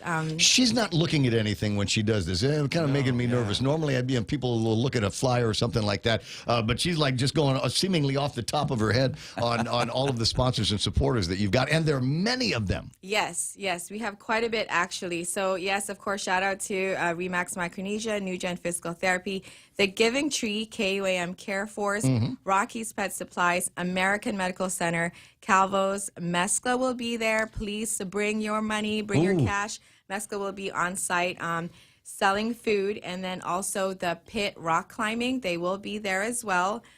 Transportation Management Group, Bank of Guam, Chassis Specialists, GFS Group, Alpha Insurers, Gian and Associates, Denancy Security, Mr. Rubbishman, and AM Insurance. Thank you so much to all of our sponsors. I have been to a number of events where the guys from Mescla, the guys and the girls at Mescla, were doing the food. And so can I assume that there might be something that feels like a buffet? That you pay them and then you can walk through there and here's a plate and you can pile on chow? Not quite, but I'll definitely bring that up to the committee next year. Yeah, well, so this is going to be mostly lunch plates, and then also some of our burgers. No problem. Awesome. Any way that you can slice it up, as long as they're there doing it, because they obviously. I mean, if you know Mescla, you know that they can cook for you in the restaurants. They do a great job with that. But their away game is bomb as well. I mean, these guys when they take out all their cooking gear and their serving gear out to places, it just adds so much to the whole experience. Yes, Pica's Best. Don't forget. Well, I was going to say there's a Pica's Best for Remax as well, isn't there? You guys are in competition with the Hoffa and everybody else? Yeah. And everybody else, yes. Please vote for us, Best Real Estate Company, and also vote for Gina Campos, Best Realtor. Why isn't Gina here? I'm not unhappy that you guys are here, but well, actually, at 10 Gina's... o'clock we have a Zoom with the Guam Association of Realtors, a legislative forum.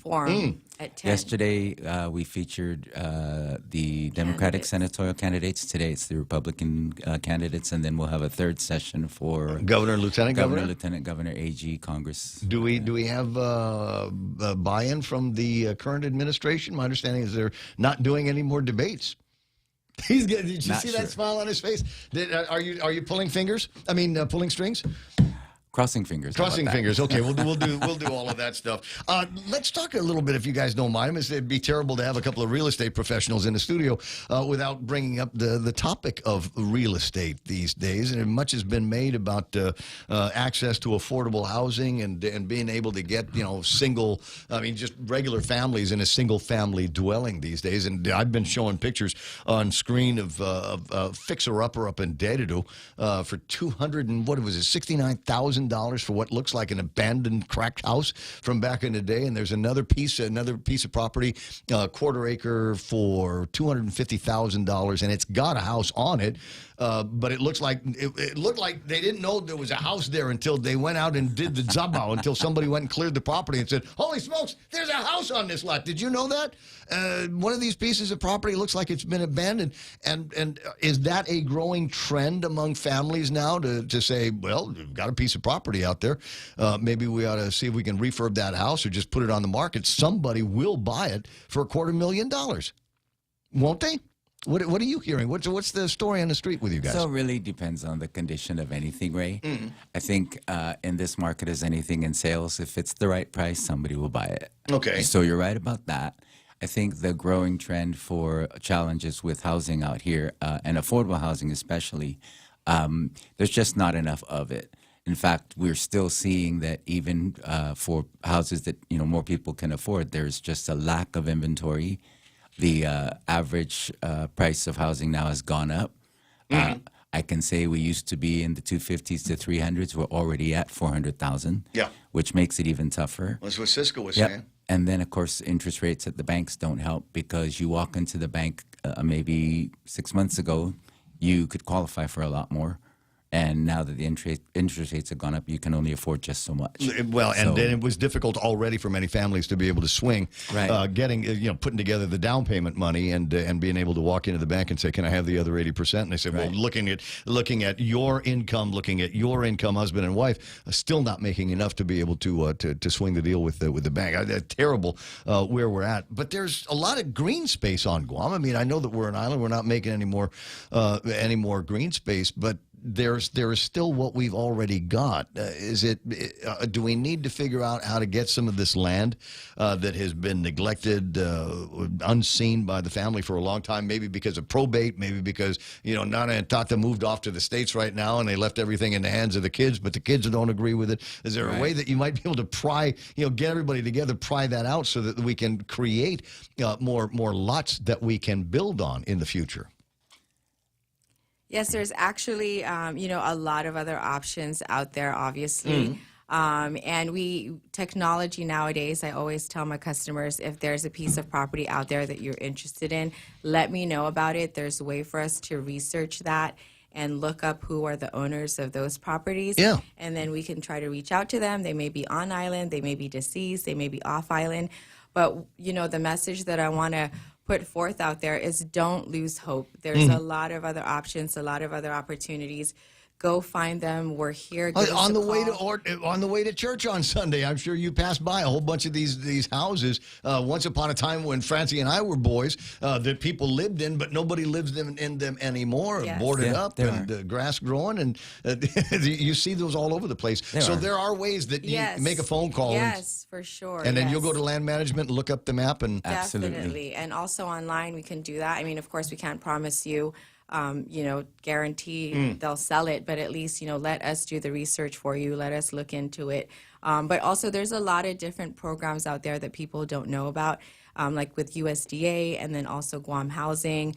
There's also even GORA that they have a program that they can work with you, put money into escrow. A lot of these things people don't know about that, please marry a reach veteran out. if you can. Marry a veteran because they've got VA loans. Oh my God, yeah, VA housing. They've got so many different tools available at their disposal that will help lubricate the price. I know a guy that absolutely loves Guam, moved to Guam a few years ago, finally found a place that he could call home, and was originally asking, because he's cheap as hell, I was asking him how he was going to be able to afford it. He says, well, I was in the military for a long, long time, and they're going to go to bat for me and help close on this. And sure enough, I think in the last couple of weeks, he might have already gotten the key to the place. We're looking forward to doing one of those moving in parties before too much longer. So there are ways to skin this cat, and it's important to talk to a real estate professional about how to absolutely get that done. Even if you are exactly the family that I was talking about, husband's working, wife's working,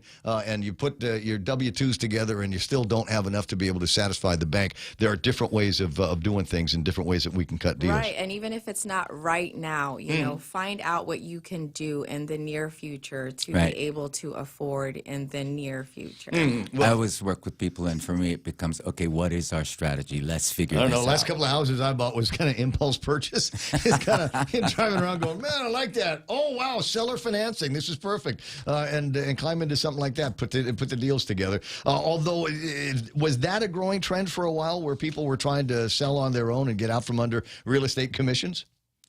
There were some people doing it. I think in the end, though, even for sellers that try to do it, it's not always an easy thing. Right. When you seller finance, one of the things you're signing up for then is that you're going to finance them instead of the bank. So you bear the liability of, can you really continue to collect?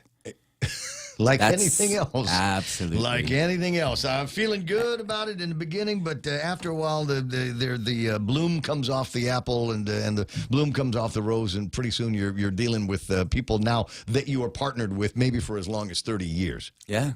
Or for that matter, if it comes to the point where they can't pay anymore, you deal with, okay, how do I get my property back? Gotta go back to court. Then I go hire you guys and let you do property management. You collect the mortgage for me. Can you do that? Sure. You should do that. Yes, you said, Madeline says yes. Do that from the get-go. It's always safest. We know what we're doing. Yeah. And it's a growing number of people that know what they're doing. As we say, it's now large enough a community that we've got their own category in the Pika's best here.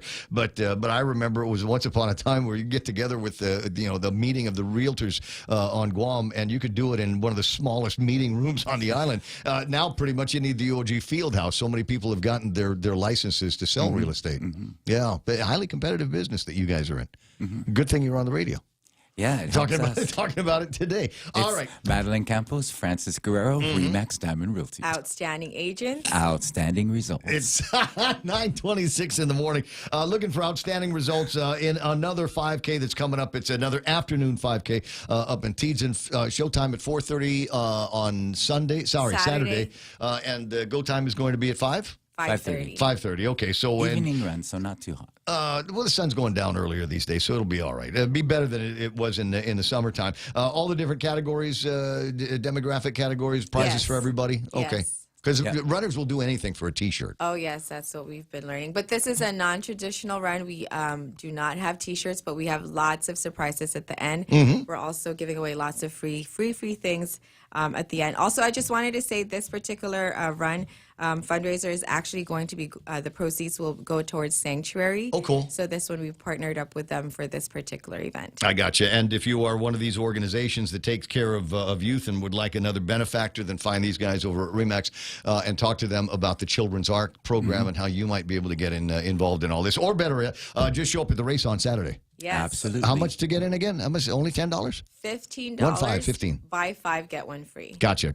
All right, 9:27 in the morning. Thanks so much for coming by the radio station. Very, very good chance you will see me on Saturday. I'll be the old guy with a cooler. Awesome. All yes. right. That will be my costume. Old guy with water. with cooler. Yeah, whatever. 9:27 in the morning on the Ray Gibson Show. Quick break. I'll be right back.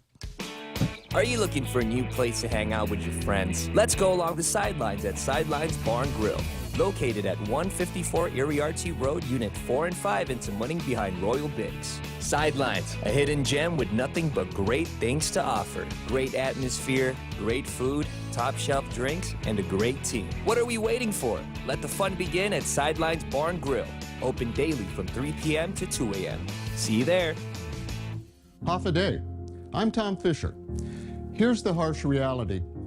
A trip to the grocery store for the basics, eggs, bag of rice, butter, can of Spam, milk, costs almost $30, and that's just 5 items. The cost of living continues to grow, but the money doesn't.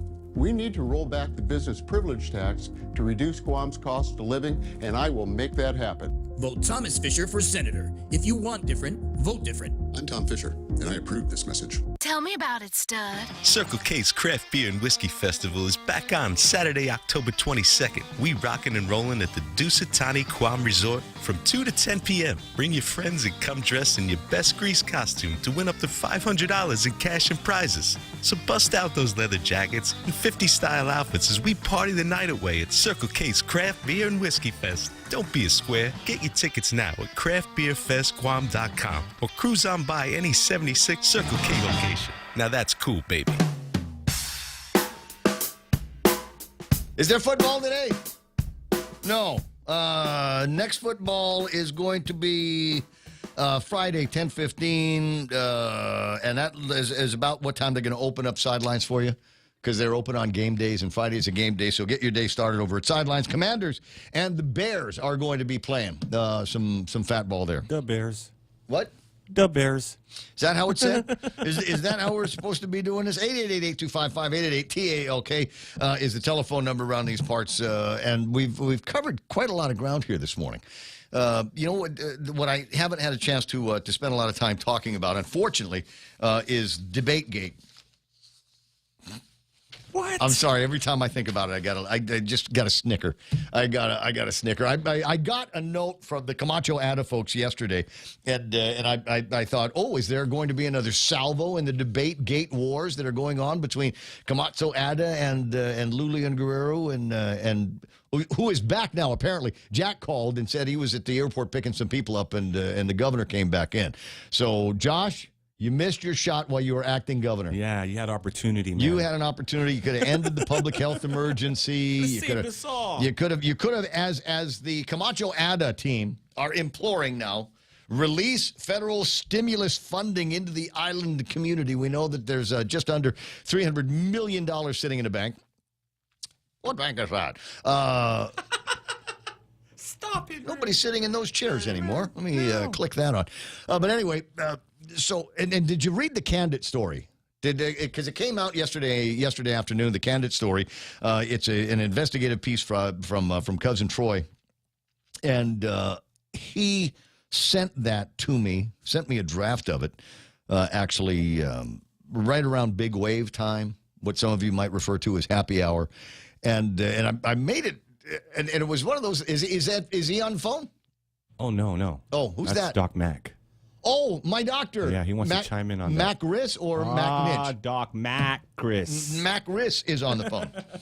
At any rate, so we got the Camacho Ada team talking about releasing federal stimulus funding into the island community, and so Governor Lou, if you're listening, here's what happened when you were gone. Somebody on your side said that they're not showing up to any debates anymore, which I think is just somebody shooting you in the foot, because the people that they're not going to be talking to are realtors, folks in the hospitality industry who are still pissed off that you shut a lot of the restaurants and bars down. So maybe you need to get some good FaceTime with them, as well as students at the University of Guam. Everybody clamors that they are the future generation, blah, blah, blah, blah, blah. But when it comes time to showing up at their debate, what, you're not going? So find out who it was that drew that line in the sand and kick them out. I'm sorry. Everybody is all in except you. For making such a ridiculous statement in the media. More on that in a couple of minutes, but long distance from the free zone, another one of my favorite doctors in the whole wide world, Dr. George Macris. Welcome aboard, Doc. How you doing?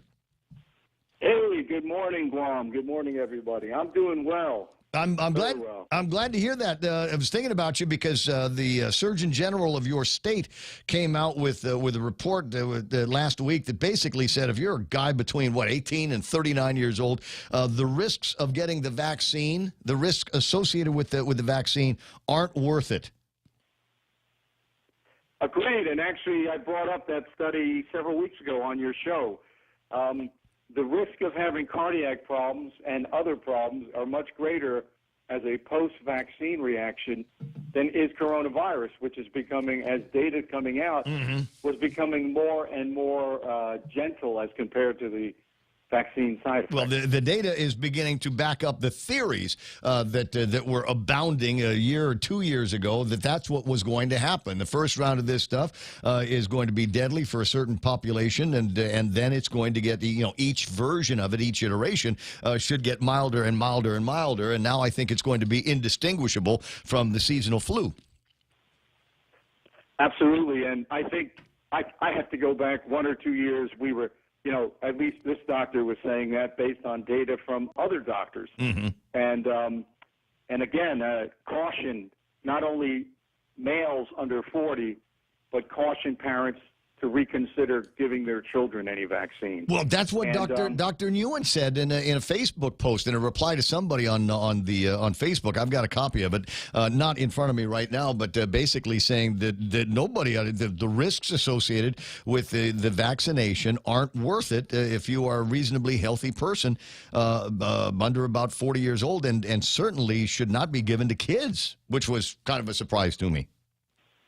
Well, I'm happy with that because, there's a lot of, he's come forward a couple times, and, there's a great risk on Guam when you buck the system of having problems. And I'm very happy that he's, at least promoting what I think is good science. And I would never be opposed to vaccines in the high-risk elderly group, but it was becoming evident early on that there was a lot of misinformation. And the sad thing about not having a medical examiner during that period is that medical examiners traditionally, and I meant to mention it when he was selected or decided to come, they sign off on unattended deaths. That's, people who die somewhere. Obviously, if there's any criminal act. So if you're found dead at home, they don't just say coronavirus. He'll actually do the autopsy or do the studies to prove it, or it might have been a completely unrelated matter, such as poisoning or heart attack with incidental infection, and then anybody that dies in a hospital within 24 hours of entering. He or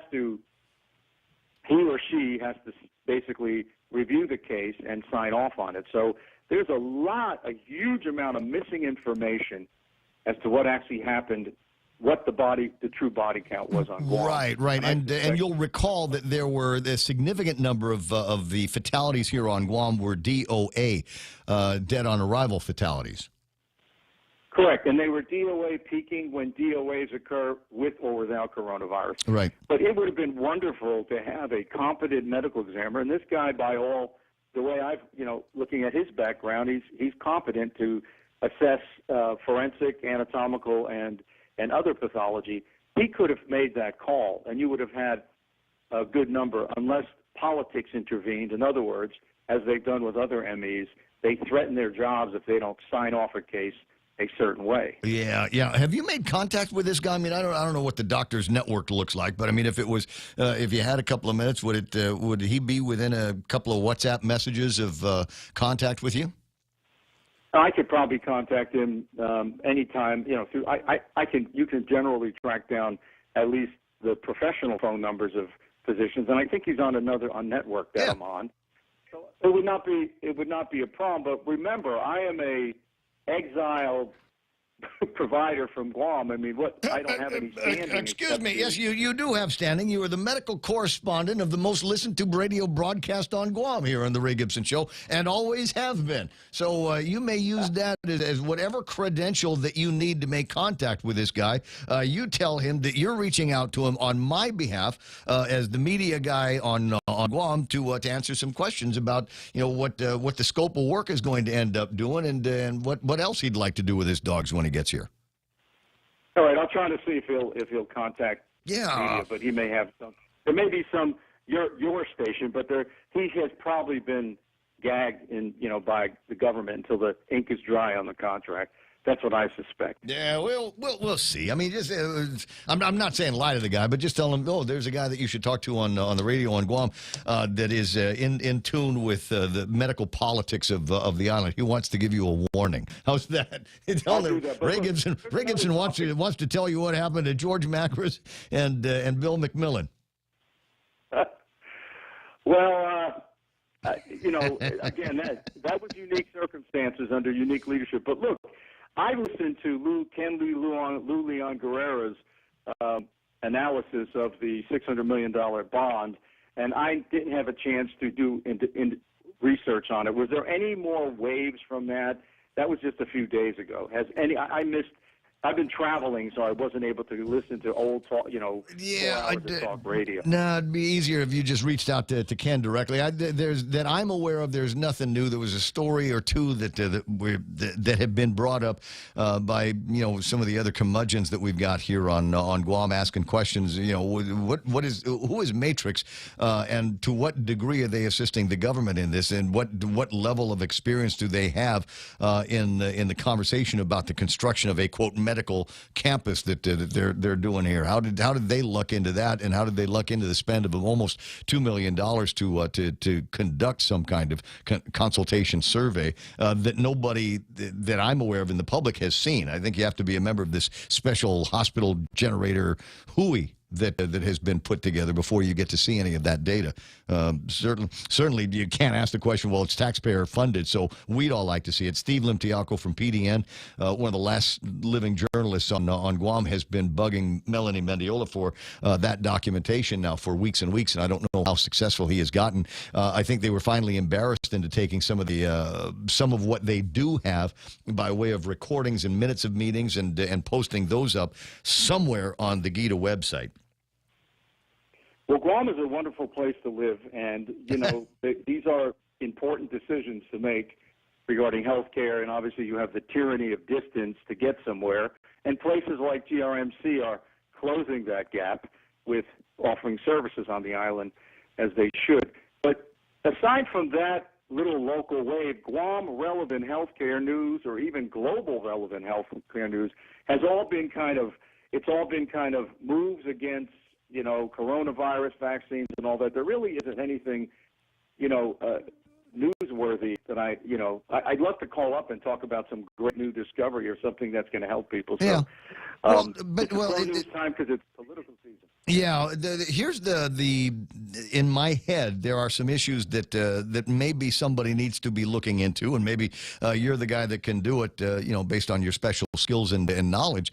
But, we're running into all kinds of supply chain issues. I was reading a story earlier about California, which produces, the 95% of all of the tomatoes grown in the country, and about 35% of the tomatoes that are grown in the world come out of there. And they don't have any water down there for tomatoes. They don't have any water for onions. They don't have any water out in Gilroy to grow as many pieces of garlic as they will out there. So the question that I have is if we are having supply chain and production issues with food, are there companion supply chain and production issues with pharmaceuticals? To what degree will global pressures, war, cost of energy, availability of the natural resources, how much of that is going to factor into the pharmaceutical company's ability to make and market pills? Well, it probably would, but the market has responded. I think there's a lot more talk, and I think business still goes on. We haven't experienced any significant medical supply chain issues. There was a shortage out of China of a particular contrast material that you a dye that you shot into people's veins for imaging. But other than that, you know, the world is doing good.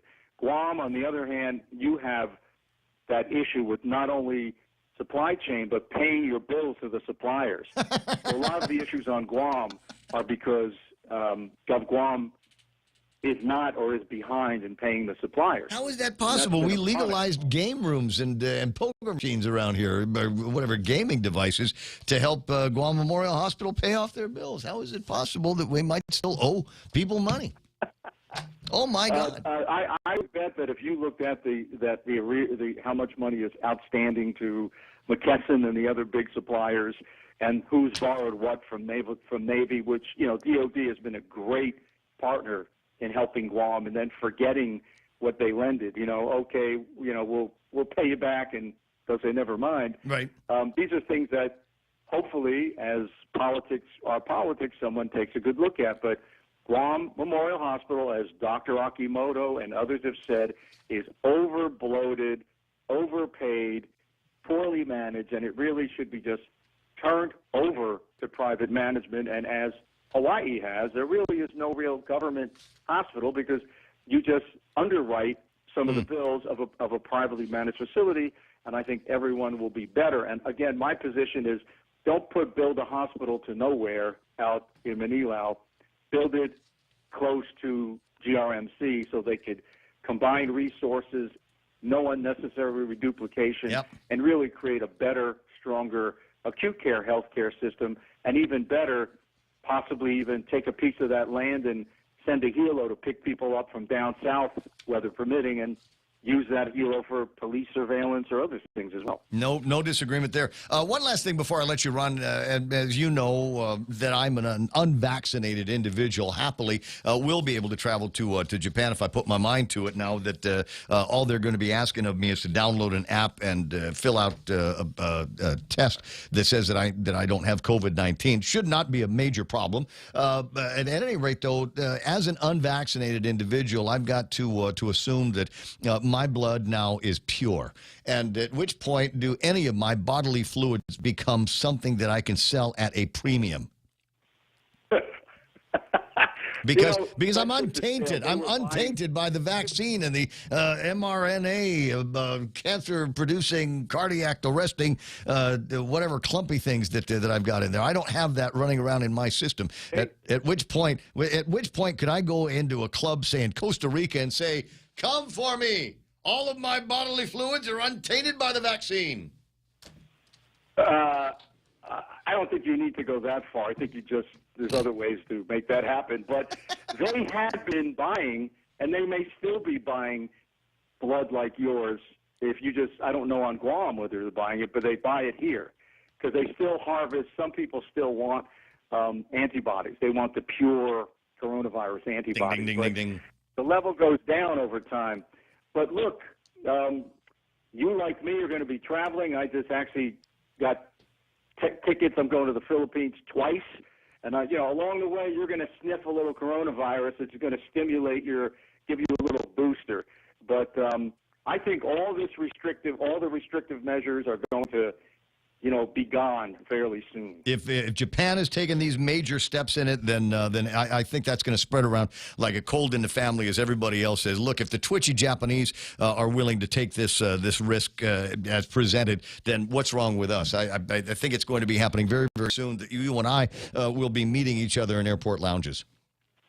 And please take your vitamin D. Vitamin D every day. Coronavirus probably has many more benefits against viruses. If you can take zinc, even fine, but, stay healthy.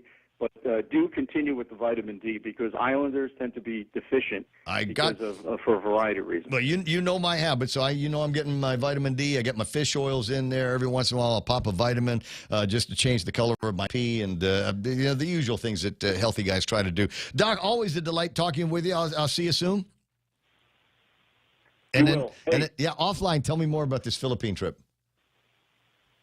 I will. And Guam, have a great day. Right on. There he is. Ladies and gentlemen, the medical correspondent of the Ray Gibson Show, the inimitable, uncancelable Dr. George Macris, 947. And I do refer to him from time to time as my medical correspondent because it still triggers people. It's still I guarantee right now, somewhere close to the governor over at Adelup is somebody going, "Oh my God, he called him that again." All right, and now the one of the last standing and remaining journalists on Guam, and the inventor of a new kind of investigative journalism. It's my cousin Troy from Candid News. Buenas, Jen Hamade. Hey man, you should be Pika's best. No, I'm not a journalist, but thanks. I appreciate that. Whatever. You've taken so many stories and so many steps that the other so-called journalists in this community are scared to touch, or were told that they were untouchable topics. And so the people of Guam owe you a debt of gratitude for the work that you are doing, the calls that you're making, the FOIAs that you're doing, and just basically standing up and, as they say, finally speaking truth to power. Well, I mean, that's the whole reason for our existence, right? Is we're against the powerful people who do things to abuse their power and hurt other people, and so I hate bullies, and unfortunately, we seem to be surrounded by them these days. 9:48, and I will admit to getting started on the story that you ran last night on Canada with regards to federal funds in the Bank of Guam. But I will also admit that it's too long, bro. It's a long story. Well, it's a lot. I had to get a pillow for my butt here to sit down and read the story and get to the end of it. And there were a lot of attributions. I mean, that could have been a week's worth of news, just trickling out, right?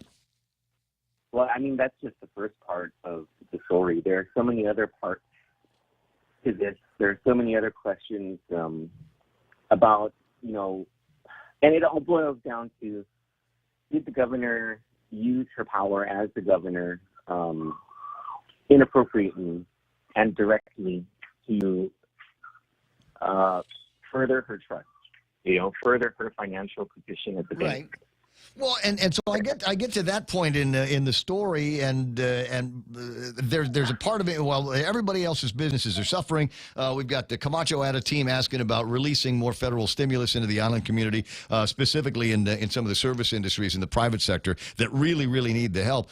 So while everybody else is suffering, the bank seems to have grown and maybe even profited from the emergency. Well, I mean, according to their filings, and it's called it's the Federal Financial Institutions Examination Council report, and these are reports that are filed every quarter with the FDIC. Right. And according to these reports, we just gave a real review of all of these, right? And comparing the numbers from one year to the next. The Bank of Guam's equity increased its assets. That was a really big one, $1 billion over a less than 2-year period. And all of this. So optically it looks bad, but as I've pointed out here, the banking industry is highly regulated. My guess is that 3 of the 10 floors of the Bank of Guam building are dedicated solely to regulatory compliance and report generation to meet the very stringent requirements of the federal government. So I keep going back to, is there a there outside of the optics? I don't know that they've got wiggle room to have broken any laws. I don't think, and we pointed out in the story that there's nothing the bank has done that we can see that has been illegal or unethical. Matter of fact, the bank has it's a great business. It's conducted itself. It's made money. This is exactly what it's supposed to do. Whatever it's supposed to do, it apparently is doing. They're doing a good job, and arguably the assets of the bank have grown because the economy has grown by an unexpected $2 billion in federal money that's come out here in a variety of these federal programs. Sure. And so the question is that has never been about whether the bank did anything wrong. The question is whether the governor has done anything wrong, in her capacity as the governor and using the Bank of Guam in its capacity as a Guam's banker. And the thing that's unique here is that she owns the bank, or her family owns the bank. And so both Lester Carlson and Ed Burns jumped into this. And there's a lot of attribution to them. And they both said, no, the governor has had nothing to do. Neither the governor nor the first gentleman have had anything to do directly or indirectly to influence decisions on where the federal ARPA funds are invested. And Ed Burns took it a step further and said, we invested, 5 days after the funds came, we made a conscious decision to move the funds into a safe and secure investment that was then invested by a third party and not to the benefit of the Bank of Guam. That's according to Ed Burns. So I trustworthy guy. I can inspect those documents, and he said he's going to prepare them. Well, I generally take him at face value and say what you want to about my buddy Lester Carlson. I do the same with him. So I kind of get it. So moving forward, what's the next leg of this story that you're going to be publishing? The inspection of those investment documents, and then the after that is going to be the non-interest income of the bank and how and the non-interest income that is made from the government of Guam. I'm told this is stuff like merchant fees, credit card fees, things like that. Yeah. I think there was something going around. I saw like last year, $10 million was paid by the government of Guam out of ARPA funds for credit card fees alone. I mean, Well, that's how banks make their money on that stuff. Credit card fees, renting the equipment, and selling the little tape that goes inside of it, and all the POS stuff. So it'll be continuing an interesting story, if for no other reason because somebody you hear what people are saying and the accusations that are getting slung around, and I'm glad that somebody is taking the investigative steps to get those questions answered. So I do appreciate that. Obviously, there are other issues out there and other stories that you were covering. Are you still keeping a close eye on the Moore case and now the idea that maybe the injuries were caused by ricochet? Yes. So I've been covering the Nicholas Moore trial. I didn't go yesterday because I was under the weather, but I got the lowdown from a source about what happened, and it just continues to be not good for the prosecution, and and we're still in the prosecution's case in chief, and it's already not good for the prosecution. There's just so much, so many holes that the defense has been able to put. But it's not really even just the defense. I think if there was an elevator speech about the Nicholas Moore trial, it would be that the prosecution put a bunch of liars on the stand. And the defense had a lawyer that could see right through it. 9:55, because I got to run. I'll talk to you later. I'll be looking for your emails. You guys have a wonderful morning. Gonna. Hope you're feeling. I'm glad you're feeling better. I'll put it that way. Everybody I know has got something. I know a lot of moms that are nursing kids because they've got something. 9:55. I got enough time to get the last word from Dr. Mick Minch. Yes. Not Mac Grist, but Mick Minch. Gotcha. Missed you yesterday, buddy. What happened? Oh, I just had meetings. It's kind of weird. It's just like I've been stacked up with meetings all week long. Oh. God, I hate meetings. Yeah. If you have to have meetings, have them at Touray. Because I love Touray. Yeah. I mean, you can get a beer there. No, yeah, I always thought of them as a coffee shop, but you're right. Yeah, they have a bar. They will serve you a beer. I've gone in there on many an occasion with a hankering for really, really good fried chicken wings that they've got and a couple of cold beers to wash them down. God, I might be just talking myself into lunch now while I'm thinking about it. At any rate, 9:56, what do you want to talk about today?